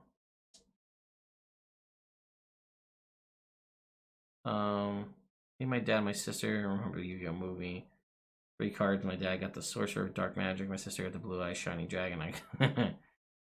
I didn't know you weren't a fan of Fighters and Barbarians. Is there a video I can watch? There actually is not a video on that. You guys got me. No, basically the thing between Fighters and Barbarians is I don't feel like, this is a personal thing, and I could be wrong, which is why I do plan on trying to play one to give it a fair shake. Is I don't feel like I would have enough options that are interesting to me to make it seem, so like I play a lot of, I run a lot of D&D, I read a lot of stuff. I like to think tactically, and I like to have tools and resources that I can use to approach challenges that we're presented with in a variety of different ways. So I've said before that Paladin is my favorite class because it blends the concept of martial, and I usually roll pretty hot and roll a lot of natural 20s. So there's that. Plus there's all of the, I get to roll lots of dice if I smite and crit, and I get to roll lots of dice, and that's fun. But I also have the Divine Connection, which I enjoy, is a good role-playing mechanic for me and the DM. I get Fine Steed. I also get magic, spells, and healing. And I can tank. So all of those things give me a lot of different avenues for me to approach a lot of different scenarios. And I like that. I feel like the Fighter and the Barbarian are in a vein similar to that, but I feel like I enjoy the Paladin more because I have more options. Now, there are some subclasses that provide an extra level of of uniqueness and more options to you. But like out of all the classes that I've played in 5e, right? I've played a monk, I've played a cleric, a bard, a wizard, and a paladin. And I've never felt like I was lacking in options. The monk a little bit, but we were playing Out of the Abyss, so we're stuck in the Underdark anyway, so being able to not have to rely on gear was a huge benefit to me. That was a conscious decision. But like playing a wizard and being able to be like, I have this entire toolkit that like tomorrow I'll have exactly what we need to handle this scenario. Or like I have this spell prepared, we're good. Or a bard with jack of all trades and expertise, or even a cleric, right? I can have access to all this other kind of stuff. So I always felt like Barbarian and Fighter wouldn't give me enough. I just wouldn't have enough to be interested in continuing to play it. So when my campaign that I'm playing currently ends, my friend Sean is going to take over and run a short-term campaign in the interim before we start our second campaign. And this is an opportunity where I said, well, maybe I'll give it an option to play a fighter or a barbarian, and then I'll give it a fair shake and see, maybe I'm wrong. But, you know, and for my friends who I play with who have played a bunch of other classes and have also now played barbarians or are playing barbarians, their concept is they kind of like to be able to turn things off and just hit stuff. But in both of the games where they have the ability to turn their brain off and hit stuff, they're still a calculating thinker person in the party. I don't know if that would necessarily be the case. So, let's see.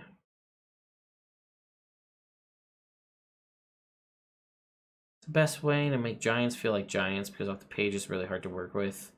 Yeah, I don't feel like giants translate well to the game table versus what's in the book. I think elves could use more sub-races because I like elves. How much do you feel you stick to 5e/homebrew in your adventures? It's a mix. It's a pretty heavy mix. Like, I stick to the mechanics of 5e pretty heavily, but the content's mostly homebrew. Starting a Dragon Heist Mad Mage game soon. I like... So Scribes is so new that I'm not too familiar. Evocation, you'll never be upset for what you have, but I think Abjuration could be a lot of fun. I started Out of the Abyss for new players and realized it wasn't a good new adventure for new players, and it could be. What kind of barbarian would you do? I would do a beast barbarian, a satyr beast barbarian. I already have the characters. I already have the fighter and the barbarian that I would do. I just haven't decided which one to pick. They're already statted out and ready to go. I just have to pick.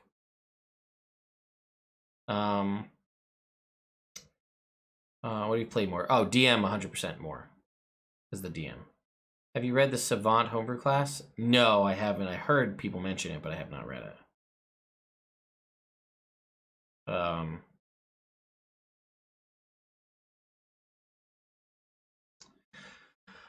So it's interesting you said, what's it like going from one edition to the other? So I played 3.5, and then I played it even after 4th edition came out. I still continued to play 3.5, and I was running a campaign on and off for years for college friends mixed with high school friends. We'd gather at my house, and I was the only one who had a house, so we'd gather at the house and play. And eventually that campaign just like fizzled out like D&D campaigns do. And then we stopped playing D&D for years. Like, I had no D&D in my life for years at a time. And then 5th edition, I heard the rumor of 5th edition coming out, and I went and bought the starter set, and then that reinvigorated Dungeons and Dragons in my life, and it hasn't stopped since 5e came out. So I actually fell off the bandwagon and stopped playing D&D almost entirely, and then 5e brought me back. So I have a definite love for 5e because of that. I don't really use Roll20, but I have used it in the past. What's my advice for running a Ravenloft campaign to maintain an atmosphere? I'm beginning with the House of Lament. Love your content. Thank you, Sam. I don't know. I'd say gotta get your players on board that you're trying to run something spooky. Maybe if you can get ambiance music, maybe dim the lights. I don't know if you're playing virtually, then it doesn't. You can't control that. I would love to know an interesting Loki theory. However, I don't want to spoil anything for anybody who is not, assuming you're talking about the Marvel series, then I definitely don't want to spoil anything for people who may not have watched it. So I'm going to say maybe hit me up on Discord with it. Unless it's about the literal Norse god Loki, then sure, share it. I have The Monsters Know What They're Doing. I have not read it yet. That's on my list of books to read.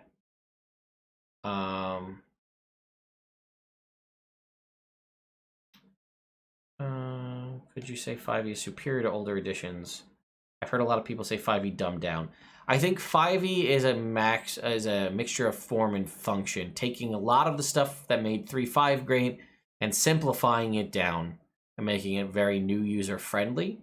But I do find, and I think many of us have, we find ourselves missing or wanting or longing for certain mechanics or rules that govern different things, and they were there in older editions. What's your favorite non-Forgotten Realms campaign setting? Well, right now, besides my homebrew setting and things like that, I would say, I guess, probably Ravenloft. So time works differently in the TVA. Yeah, that's true. Have you ever made a Kuo-toa player character? I have not. That's interesting, though. We're a group of 50-plus players who haven't played D&D since 2nd edition. Looks like we'll be doing 5e. Any good modules? Yeah, the starter set, Lost Minds of Phandelver, is a really good one. I really like it. What are your thoughts on BG 1 and 2? I picked them up. It's a whole new thing compared to 5e style. Turns out it's 2nd edition. Yeah, if you want to play 5e Baldur's Gate, that's Baldur's Gate 3. Right? Or Celeste Crown of the Magister is a good one, too. If you're online with Roll20, there's a lot of spooky free music. Yeah, that's true. You can, if you're playing virtual tabletops, can give you sometimes music as well. How do you feel about killing a PC every now and then, and when the party has resurrection spells and tons of gems? Yeah, I have a problem with resurrection. We had in my original homebrew campaign, we played it 100% by the book. We had a party member die twice. Died, 3 failed death saving throws, dead. Revivify cast on him, moved around a little bit, died again, 3 failed death saving throws, Revivify cast on him again. And the thing is, rules as written, nothing is wrong with that. Dude literally died twice, and then after an 8-hour nap, was fine, like nothing ever happened. And that is how it is if you run the rules as they're written, which we did. I've kind of like, it kind of soils the realness of death. Especially if when players are higher levels, like you said, have higher spells and gems, kind of takes the threat of death out of the window. you don't have that anymore. So that's something that I've always been working on.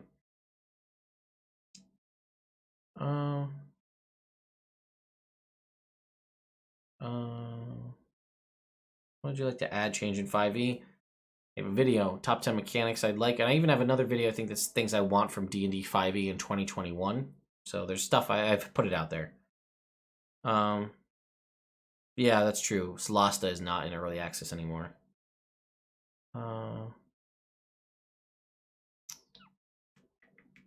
Let's see. Getting to the point where I'm thinking of probably going to bed, but I'm trying to think about what I want to do here before I...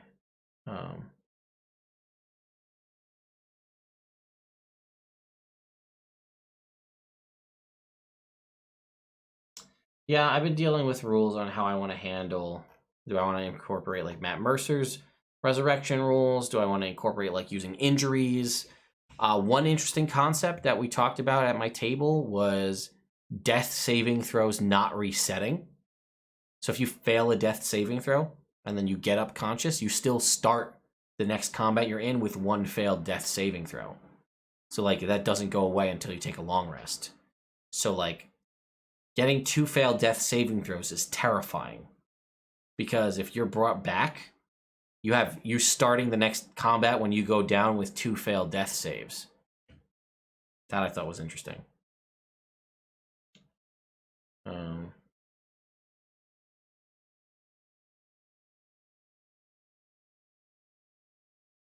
So yeah, we're still working on that. That was one. Another one was having the DM roll the death saving throws behind the screen and not tell the characters what they get. So, like, you go down, I make your death saving throw behind the screen, and I don't tell you what you get. Obviously, if you get a 20 and you pop back up to 1 hit point, I tell you that. But if not, you don't know, and the party doesn't know, how far away you are from death. So that they can't necessarily be like, oh, you'll have no failed saving throws, I'll heal you next turn, I'll focus on the bad guy. They don't know. You could be at 2 failed death saving throws and 1 death saving throw away from dying. So they have to make that call, and it makes it a little more tense, I would say. That's another one.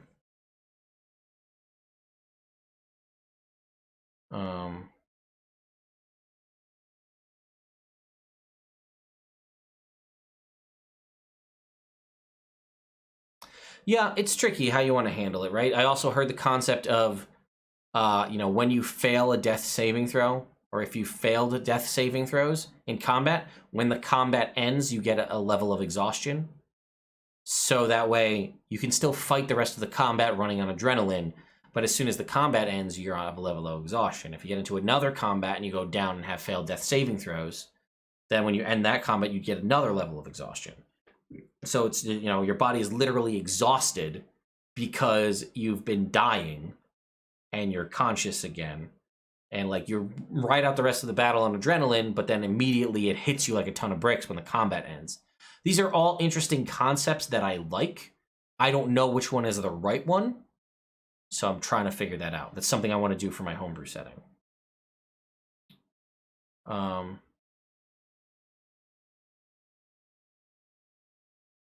The different is privately, though, is you don't know what you get. So you don't know if you're good to go or you're, a second away from death. Do you think Tiefling and Aasimar should be a lineage? They could be. I'd be fine with that.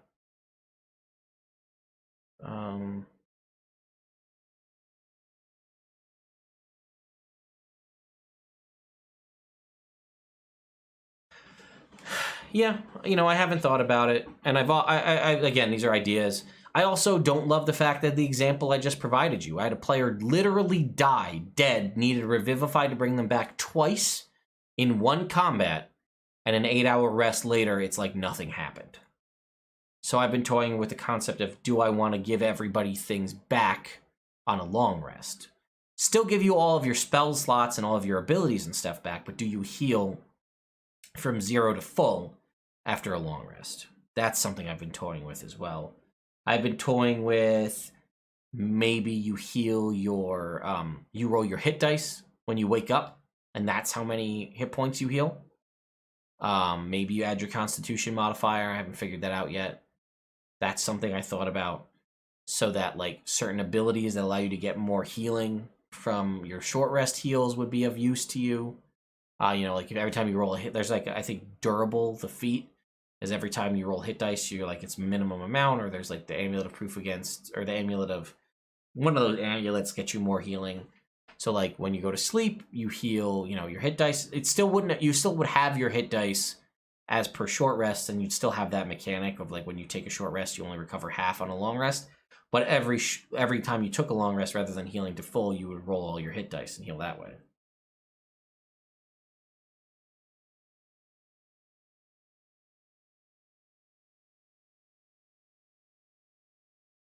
Currently playing and running a campaign with 8-hour short rests and 3-day long rests. Yeah, the gritty rules, yeah.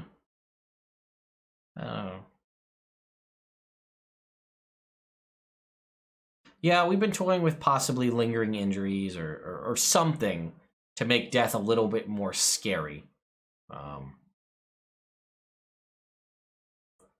We've also dealt with the concept of if you fail enough death saving throws, if you fail and you like die and you're brought back, your death saving throw number.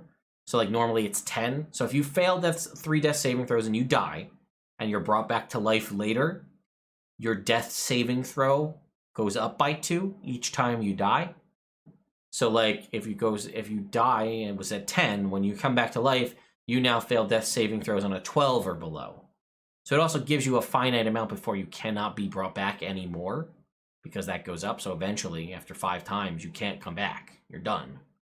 But it makes it harder each time. So that's a concept we thought about too.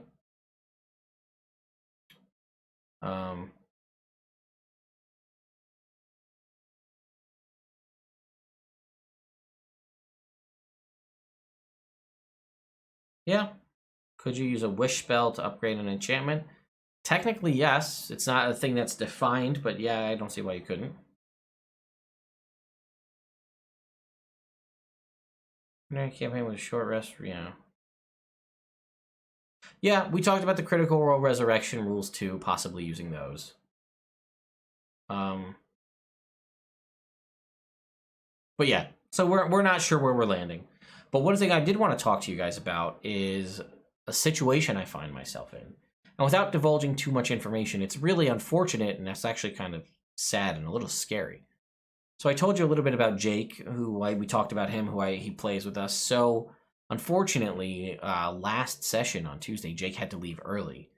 And you know, without diving into it too much, Jake's wife has some medical issues that she's dealt with in the past, and there's some troubling news that came from it. So to do the right thing, we're basically postponing things. Jake has to stay home until, and be there to take care of his fiance until basically until further notice, until things clear up or they get a better prognosis or whatever the case may be.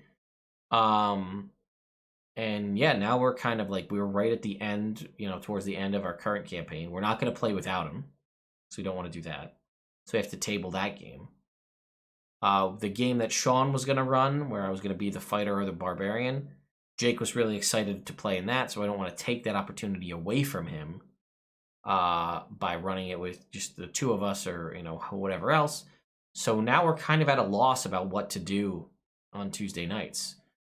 We're like, do we try and run some other campaign where somebody runs it and it's basically for 2 people? One person's the DM and the other 2 people at the table play. Do we start reaching out and try to find like random other people in the real world? That's tricky, right? Because we not only have to find somebody that you trust enough and you get along with enough to play D&D with for 3 hours or more, but then they also have to be comfortable with streaming. You have to be comfortable enough with them that they're not going to be like a bad choice to be streaming on the internet. So, I mean, the other part of it is our table right now without Jake is 3 people. So it'll be a DM and 2 players. So we're just in a really weird spot. Like, we could just take a break, but we'll be completely irrelevant by that point because we won't know when we'll be back. Or we could try to figure out something else. We talked about maybe playing video games. It's just like a really wonky scenario that we find ourselves in. So like we were looking at possibly posting on like there's some local groups that are like, you know, several, you know, dozens of people that have like people looking to play. We thought about literally posting a thing and like essentially interviewing people, taking people's basically applications to play in the stream, and then like taking a look at it and then saying like, and then basically running through the resumes, for lack of a better term, finding the ones we like the best, and then interviewing those people and seeing if we like playing with them enough to possibly invite them to be part of the table for at least the time being. Yeah, Jake doesn't even want to do virtually from his house, so it's an option we've done in the past, but we're just not going to do it.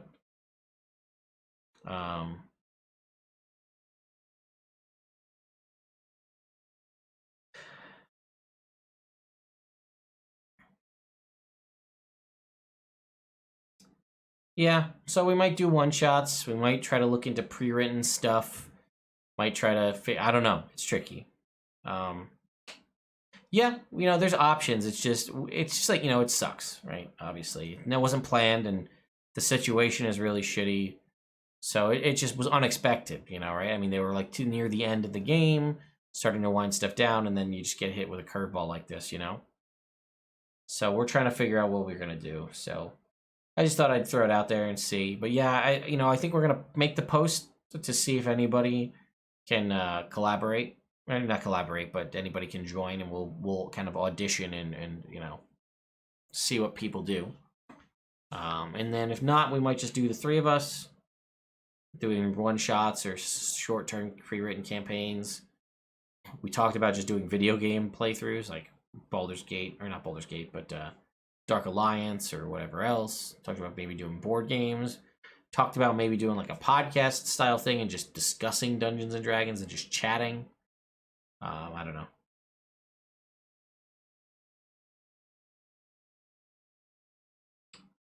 So that's where I stand right now. But here's what I'm thinking. It's almost 4 o'clock. I've been going for 2 hours and 16 minutes. I said I was only going to do an hour. I should know better by now. So for those of you, the 140 so of you that are here, guess what? I'm gonna give you guys a little something for hanging out. How about that? What do you guys think about that? I think we could maybe show you guys how about I show you guys my arranger fix? What do you think about that? I'll give it to you here before it ever, because who knows at this rate when I'm going to publish it to the DMs Guild. So I will show it to you all right now. How about that? I'm not going to download it. I'm not going to put it anywhere. You guys should probably find it if you're clever enough. But I'll show you guys right now. Ready? Here we go. Nerd Immersion Ranger Fix. As it stands right now. Okay? Here we go. So, we've got favorite enemy. How does favorite enemy work? Okay? We are keeping it... It's a mixture. This was before Tasha's came out. Keep that in mind. I think things will work the same even with Tasha's, but let's go through it. So, choose a favorite enemy type: aberrations, beasts, celestials, construct, dragons, elemental, fey, fiend, giant, humanoid, monstrosity, ooze, plants, or undead. You double your proficiency bonus for any ability checks based on tracking or recalling information about your favorite enemy. You add your proficiency bonus to any damage you deal to your favorite enemy. You choose one additional favorite enemy at 6th level and one at 14th level. No, the stream will be posted. They can find it. It'll be fine. I'm just being a jerk. At 6th level, you can change one of your favorite enemy types after you complete a long rest. At 14th level, you can change one of your favorite enemy types after you complete a short rest. Natural Explorer. You have advantage on survival checks. Additionally, you can move at a normal pace while following a trail, and you can cut the time needed to find a lost trail in half, 5 minutes in a dungeon or 30 minutes outdoors. While tracking other creatures, you also learn their exact number, their sizes, how long ago they passed through the area, In addition, you can find food and fresh water for yourself and up to 5 other people each day, provided that the land offers berries, small game, water, and so forth. So those are my changes to that. Now, here comes my unique mechanic for the ranger, and that is Beast Companion. Okay? All rangers get a Beast Companion. Let's go through it. I might need to update the terminology, but we'll see what we got. Choose a beast that is no larger than medium and that has a challenge rating of 1/2 or lower. You add your proficiency bonus to the beast's AC, attack rolls, and damage rolls, as well as to any saving throws and skill proficiencies it is proficient in. Your beast companion is proficient in the same saving throws and skills as you are. Its hit point maximum equals your hit point maximum. We might change that to be 5 times the level or whatever. Like any creature, it can spend hit dice during a short rest to regain hit points. In combat, the beast shares your initiative count, but it takes its turn immediately after yours. It can move and use its reaction on its own, but the only action it takes on its turn is the dodge action unless you take a bonus action on your turn to command it to take the attack, dash, disengage, help, hide, or surge action. The beast cannot benefit from the multi-attack feature if it has it. If you're incapacitated or absent, the beast acts on its own, protecting you and itself. If it dies, you can spend 8 hours communing with nature to restore your beast companion to life. Okay? That's the standard. That's what every ranger gets. That's their unique mechanic, is the beast companion. Okay, so all rangers have this. That's how I'm handling it. Okay? Fighting style's the same. Spellcasting is the same. Archetypes are the same. You get Nature's Sanctuary at 3rd level. When a beast or plant creature attacks you, that creature must make a wisdom saving throw against your spell save DC. On a failed save, the creature must choose a different target, or the attack automatically misses. On a successful save, the creature is immune to this effect for 24 hours. It is aware of the effect before it makes its attack against you. Ability score improvements are the same. Extra attack is the same. I think you get Land Stride, but this time you get it at 6th level. You can pass through non-magical plants without being slowed by them and without taking damage from them if they have thorns, spikes, or similar hazard. In addition, you have advantage on saving throws against plants that are magically created or manipulated to impede movement, such as those created by the Entangle spell. You also get Evasion at 7th level as a base class feature. Vanish at 10th level. You can use the Hide action as a bonus action on your turn, and you can't be tracked by magical means unless you choose to leave a trail. Natural Fortitude at 14th level. You gain proficiency in Constitution saving throws. Additionally, you can move twice the normal amount of time, up to 16 hours each day, before being subject to the effect of a forced march. Feral Senses are the same, and then lastly, Foe Slayer at 20th level. You consider all creature types to be your favorite enemy. So, for all creature types, you double your proficiency bonus for ability checks on tracking and recalling information about them, and you add your proficiency bonus to any damage you deal to any creature, which is your Foe Slayer ability. Hunter, we updated the Hunter class and the Beastmaster class. So Hunter gets Hunter Magic. You get Entangle, Magic Weapon, Haste, Greater Invisibility, and Hold Monster. Spells at every level, like all the new Rangers get. Hunter's Prey, that feature remains the same. Defensive Tactics at 7th level change to this. Escape the Horde, opportunity attack against you are made with disadvantage. Multi-attack defense, I think these are pretty much the same, but multi-attack defense, you get a +4 on a creature makes subsequent attacks against you. Uncanny Dodge, when an attacker that you can see hits you with an attack, you can use your reaction to have the attack's damage against you. Multi-attack is the same. And then Superior Hunter's Defense, Hunter's Ward, you are immune to poison and disease in the poison condition. Stand Against the Tide is the same, and then Iron Will is you cannot be charmed or frightened. Then we have Beastmaster Magic.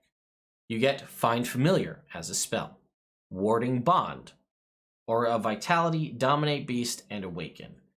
You get Improved Companion at 3rd level. You can bond with a beast of challenge rating 1 or lower. So we're going back up here to our Beast Companion, which was challenge rating of 1/2 or lower. You can now bond with a beast of challenge rating 1 or lower. That's part of the benefit of being a Beastmaster. Everybody gets an animal companion. Yours gets to be a little bit stronger.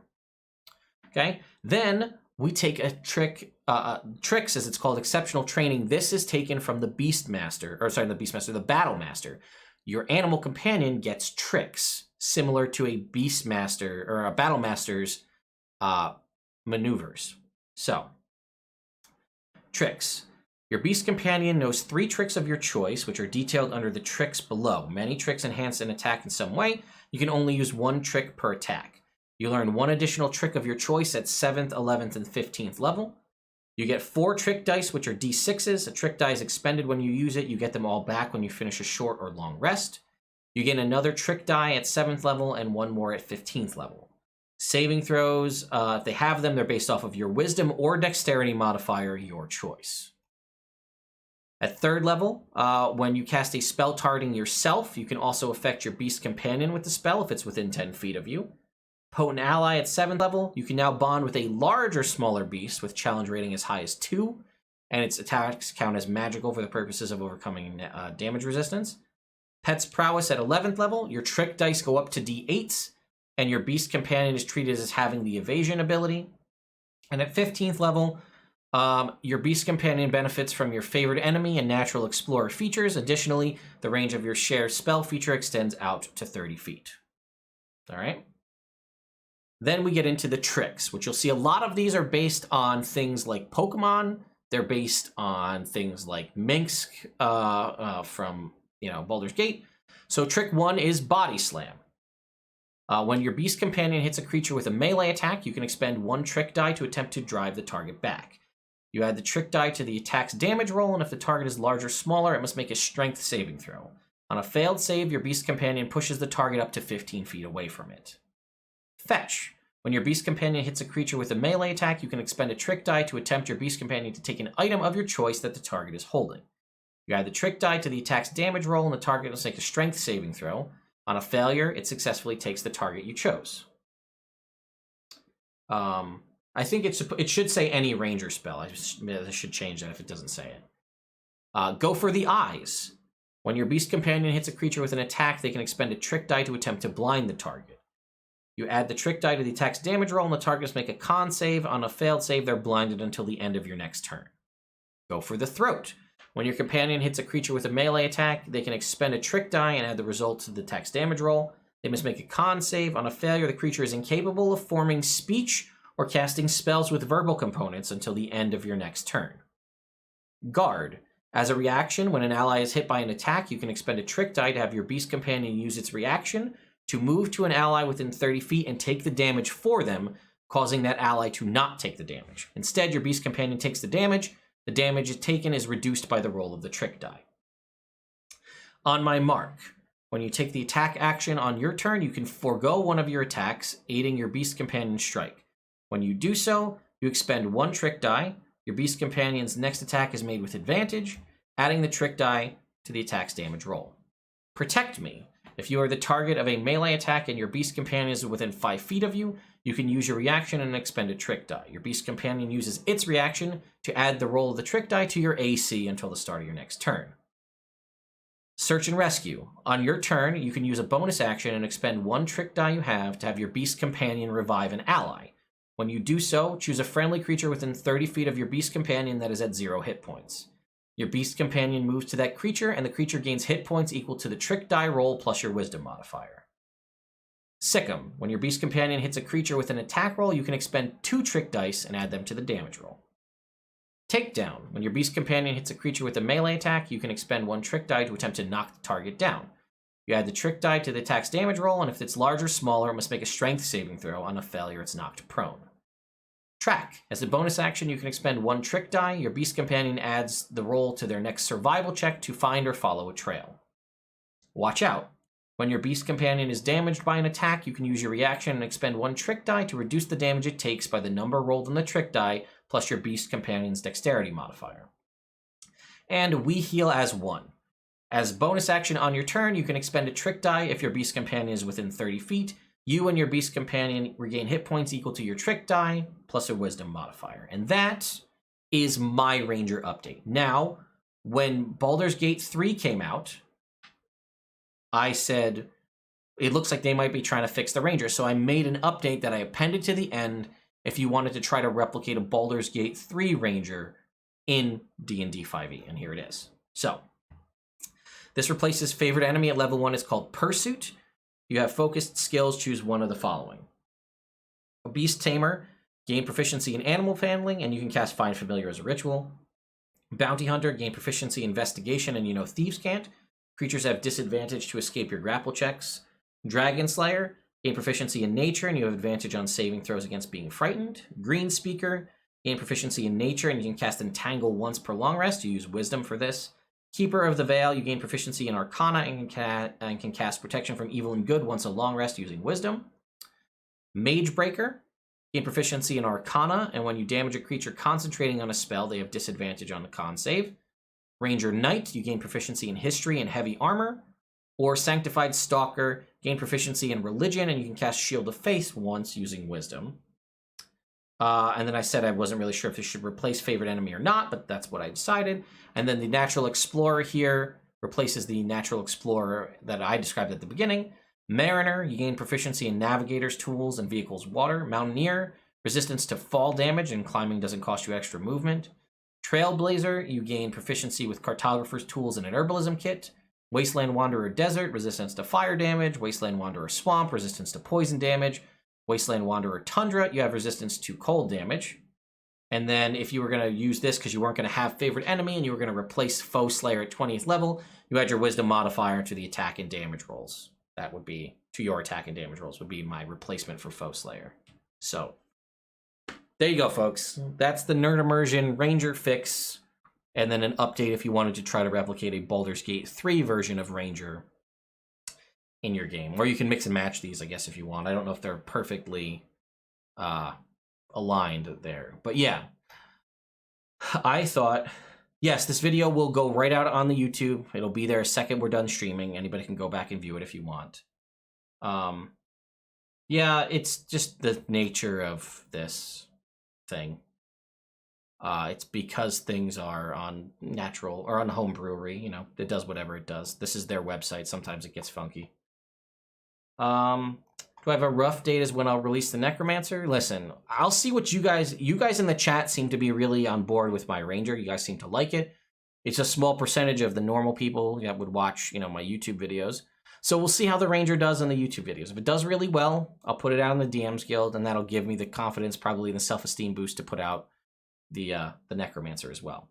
I also have a couple other things that I've done. I have a Luck Domain Cleric. I'm actually working on a update to all of the players' handbook Cleric domains, because a lot of them are unfortunately weaker compared to newer ones. So this would be an update for Arcana Domain, Death Domain, War Domain, Nature Domain, Trickery Domain. These would all be compiled in one document, so you could have all updated Cleric domains. So that'll be coming. I have an Artificer subclass that I'm working on, which is based off of Ghostbusters. I'm working on that.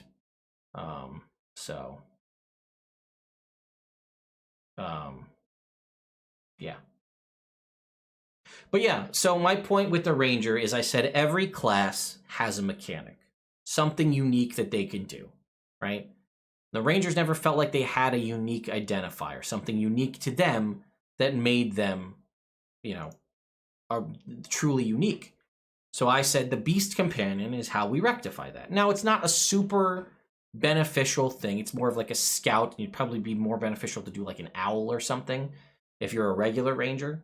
It does potentially give you a bonus action attack every round, which is something I'm not discounting. That is true, if you wanted to go that route.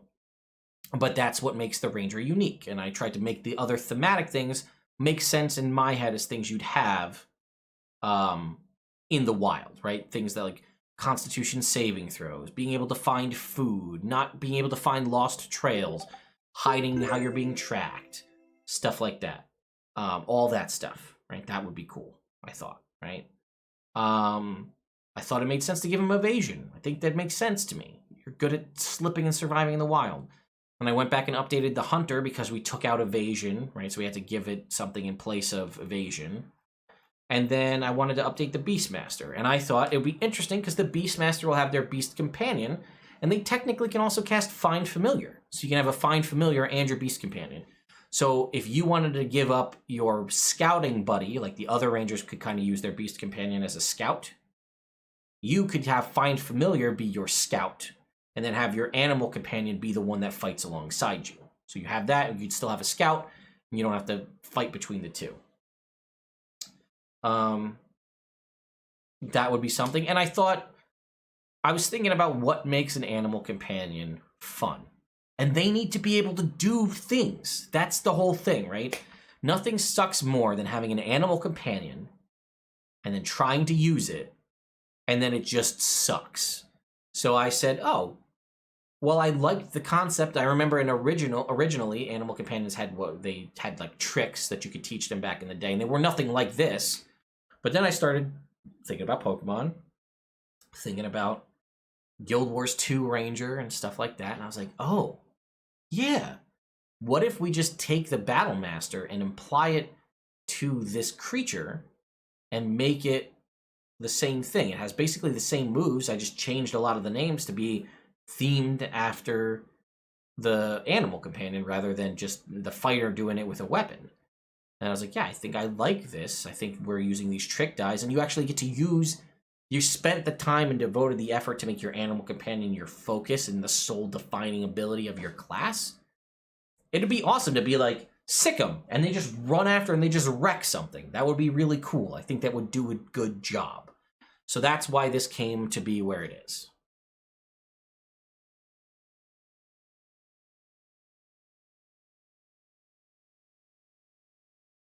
Well, Spiger, you know, you can't win them all. You can't please everybody. But Rangers have nothing right now. They don't have anything that makes them unique. If you look at the base class Ranger, they don't really have a thing that makes them unique. Like a Paladin has smiting, and they have channel divinity, and they have, you know, they have domain spells and all these other things. They have Find Steed. You know, clerics have their different things. Barbarians have rage. Druids have wild shape. Bards have inspiration. You know, rogues have sneak attack. Rangers have... you know, short rest spells on a warlock and invocations, the most advanced spell list of anything, and, you know, ritual casting from the spell book, meta magic, all of the unarmed ridiculousness that monks have, more attacks and second wind and action surge, and then ranger.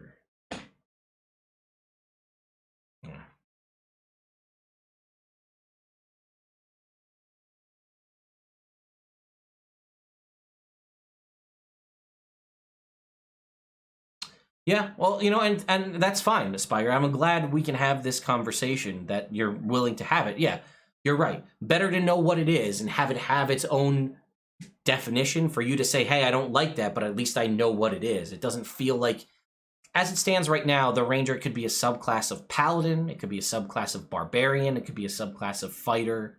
It all would make sense. Nothing makes it unique. WotC killed the revised Ranger years ago. Yeah. And there was a bunch of revised Rangers. I don't remember if you guys remember that weird one where they got 2d6 hit points or something like that at every level. I don't know if you guys remember that. There was an interim one where their hit die was either 2d6 or 2d4 instead of a d10. That was a weird time. They had that going on for a little while.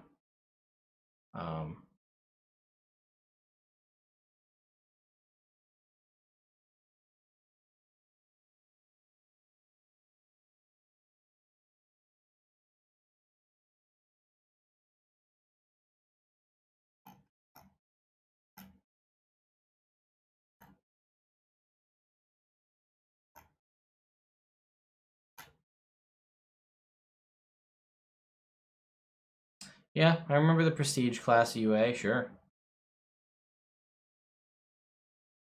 Oh yeah, I think I meant to say that you don't have Primeval Awareness, but I didn't put anything in here for it because I keep forgetting that it's a thing that you have. So, I guess I probably should have put in something for Primeval Awareness. Whoops. Yeah, Spiker, 100% agree. You look at the two half-casters, and one is one of the best designed classes in the game, and the other one is just like, it's also here.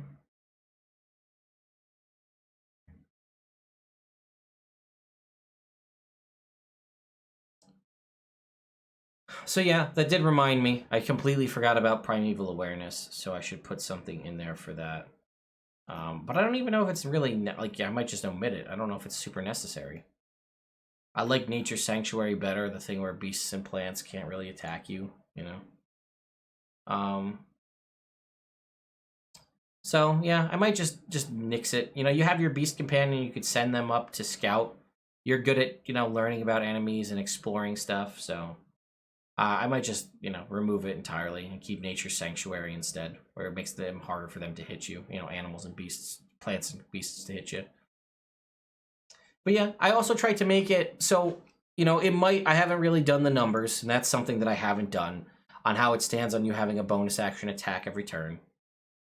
And, you know, especially with the Beast Companion, can they get into ridiculous numbers if you're doing this as your bonus action, having them attack?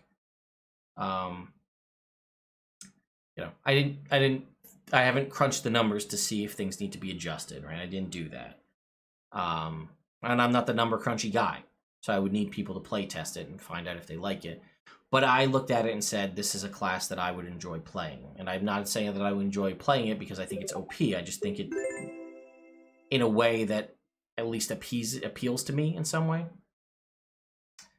How do I think my Ranger stacks up to the Tasha's version? I think in some instances it's almost interchangeable. Like, you can keep the expanded spell list, you can keep some of the stuff.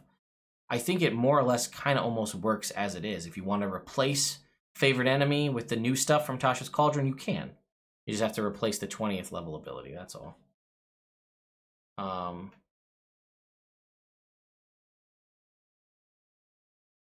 Well, Artificer is a half caster, but it's not really a half caster because it gets its casting level at level 1, so does a Warlock. Where a half caster starts at level 2 and, you know, has that progression. And Warlocks can technically cast higher level spells. Without features and mechanics, what separates Ranger from Fighter and Rogue? Example, Paladin is different from Fighter because of their holy alignment. Also, should Ranger be target/terrain focused? Yeah, it's true, right? Paladin has something that makes it unique. You could play, and I've made a video on it, you know, about the better Ranger is a Fighter Rogue. Like, that's a Fighter, a Scout Rogue with certain levels of Fighter is a better Ranger than a Ranger. It just is.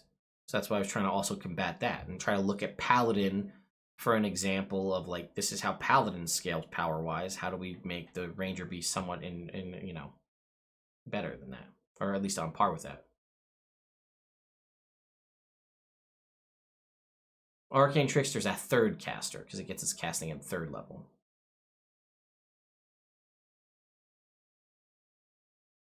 I did not show my Necromancer, no. That will be for a future live stream if I do show it, if I don't just publish it first.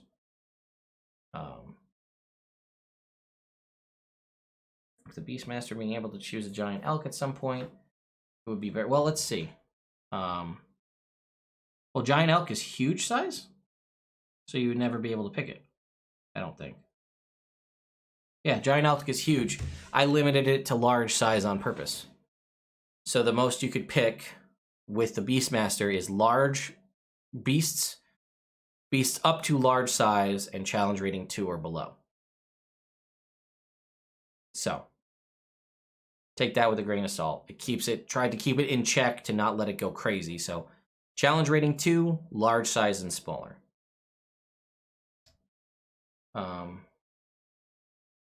Yes, John, that is the plan. This was just, I wasn't even planning on showing this, but you guys were hanging out and we were having a good time. So I thought, what the hell? But yes, I will ultimately put it up on the DM's Guild.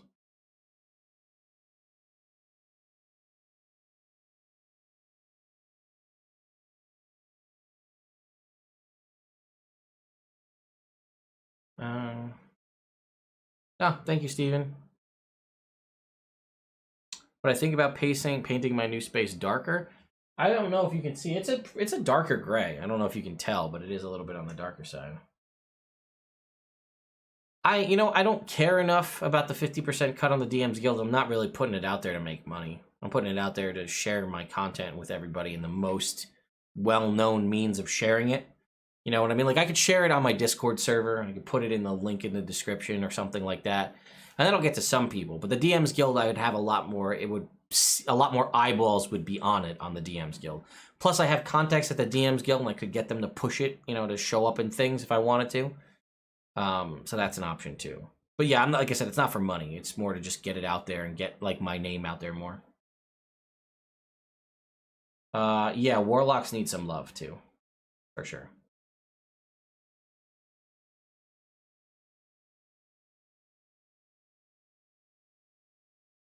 Yeah, Brian, do your thing, man. I put it out there, so.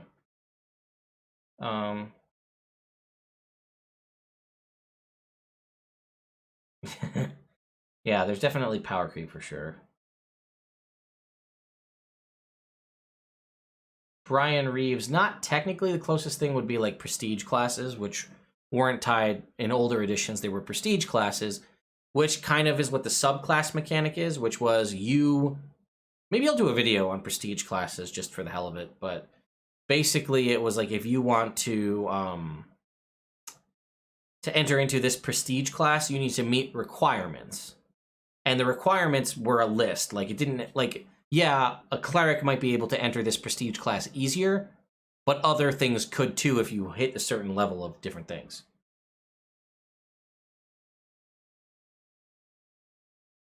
I mean, if this does well and people like it, and I can get an artist and maybe get a better layout than using home brewery, maybe by the weekend. You know, I want to get this out there to people. The chat, you weren't just totally ripping me apart telling me that it's complete garbage. Now, I get it. You are my YouTube followers, my YouTube viewers, so that's a little bit of a bias. So I have to take that with a grain of salt. But, Bobby, I will definitely consider it, reviewing Forever's D6 system. I'll look into it. But hey, happy Prime Day, folks. Prime Day launched about an hour and 20 minutes ago. So get on them deals, folks. Enjoy your Prime Day. I'm going to go. And I will let you all have a wonderful evening. And I will see you on today's video later today, which will be an exclusive revealing of one of the WebDM classes, subclasses. Not the Druid that's available in the preview, but a exclusive Nerd Immersion exclusive WebDM subclass from their Kickstarter. So, there we go. Thank you, folks. I'll see you next time.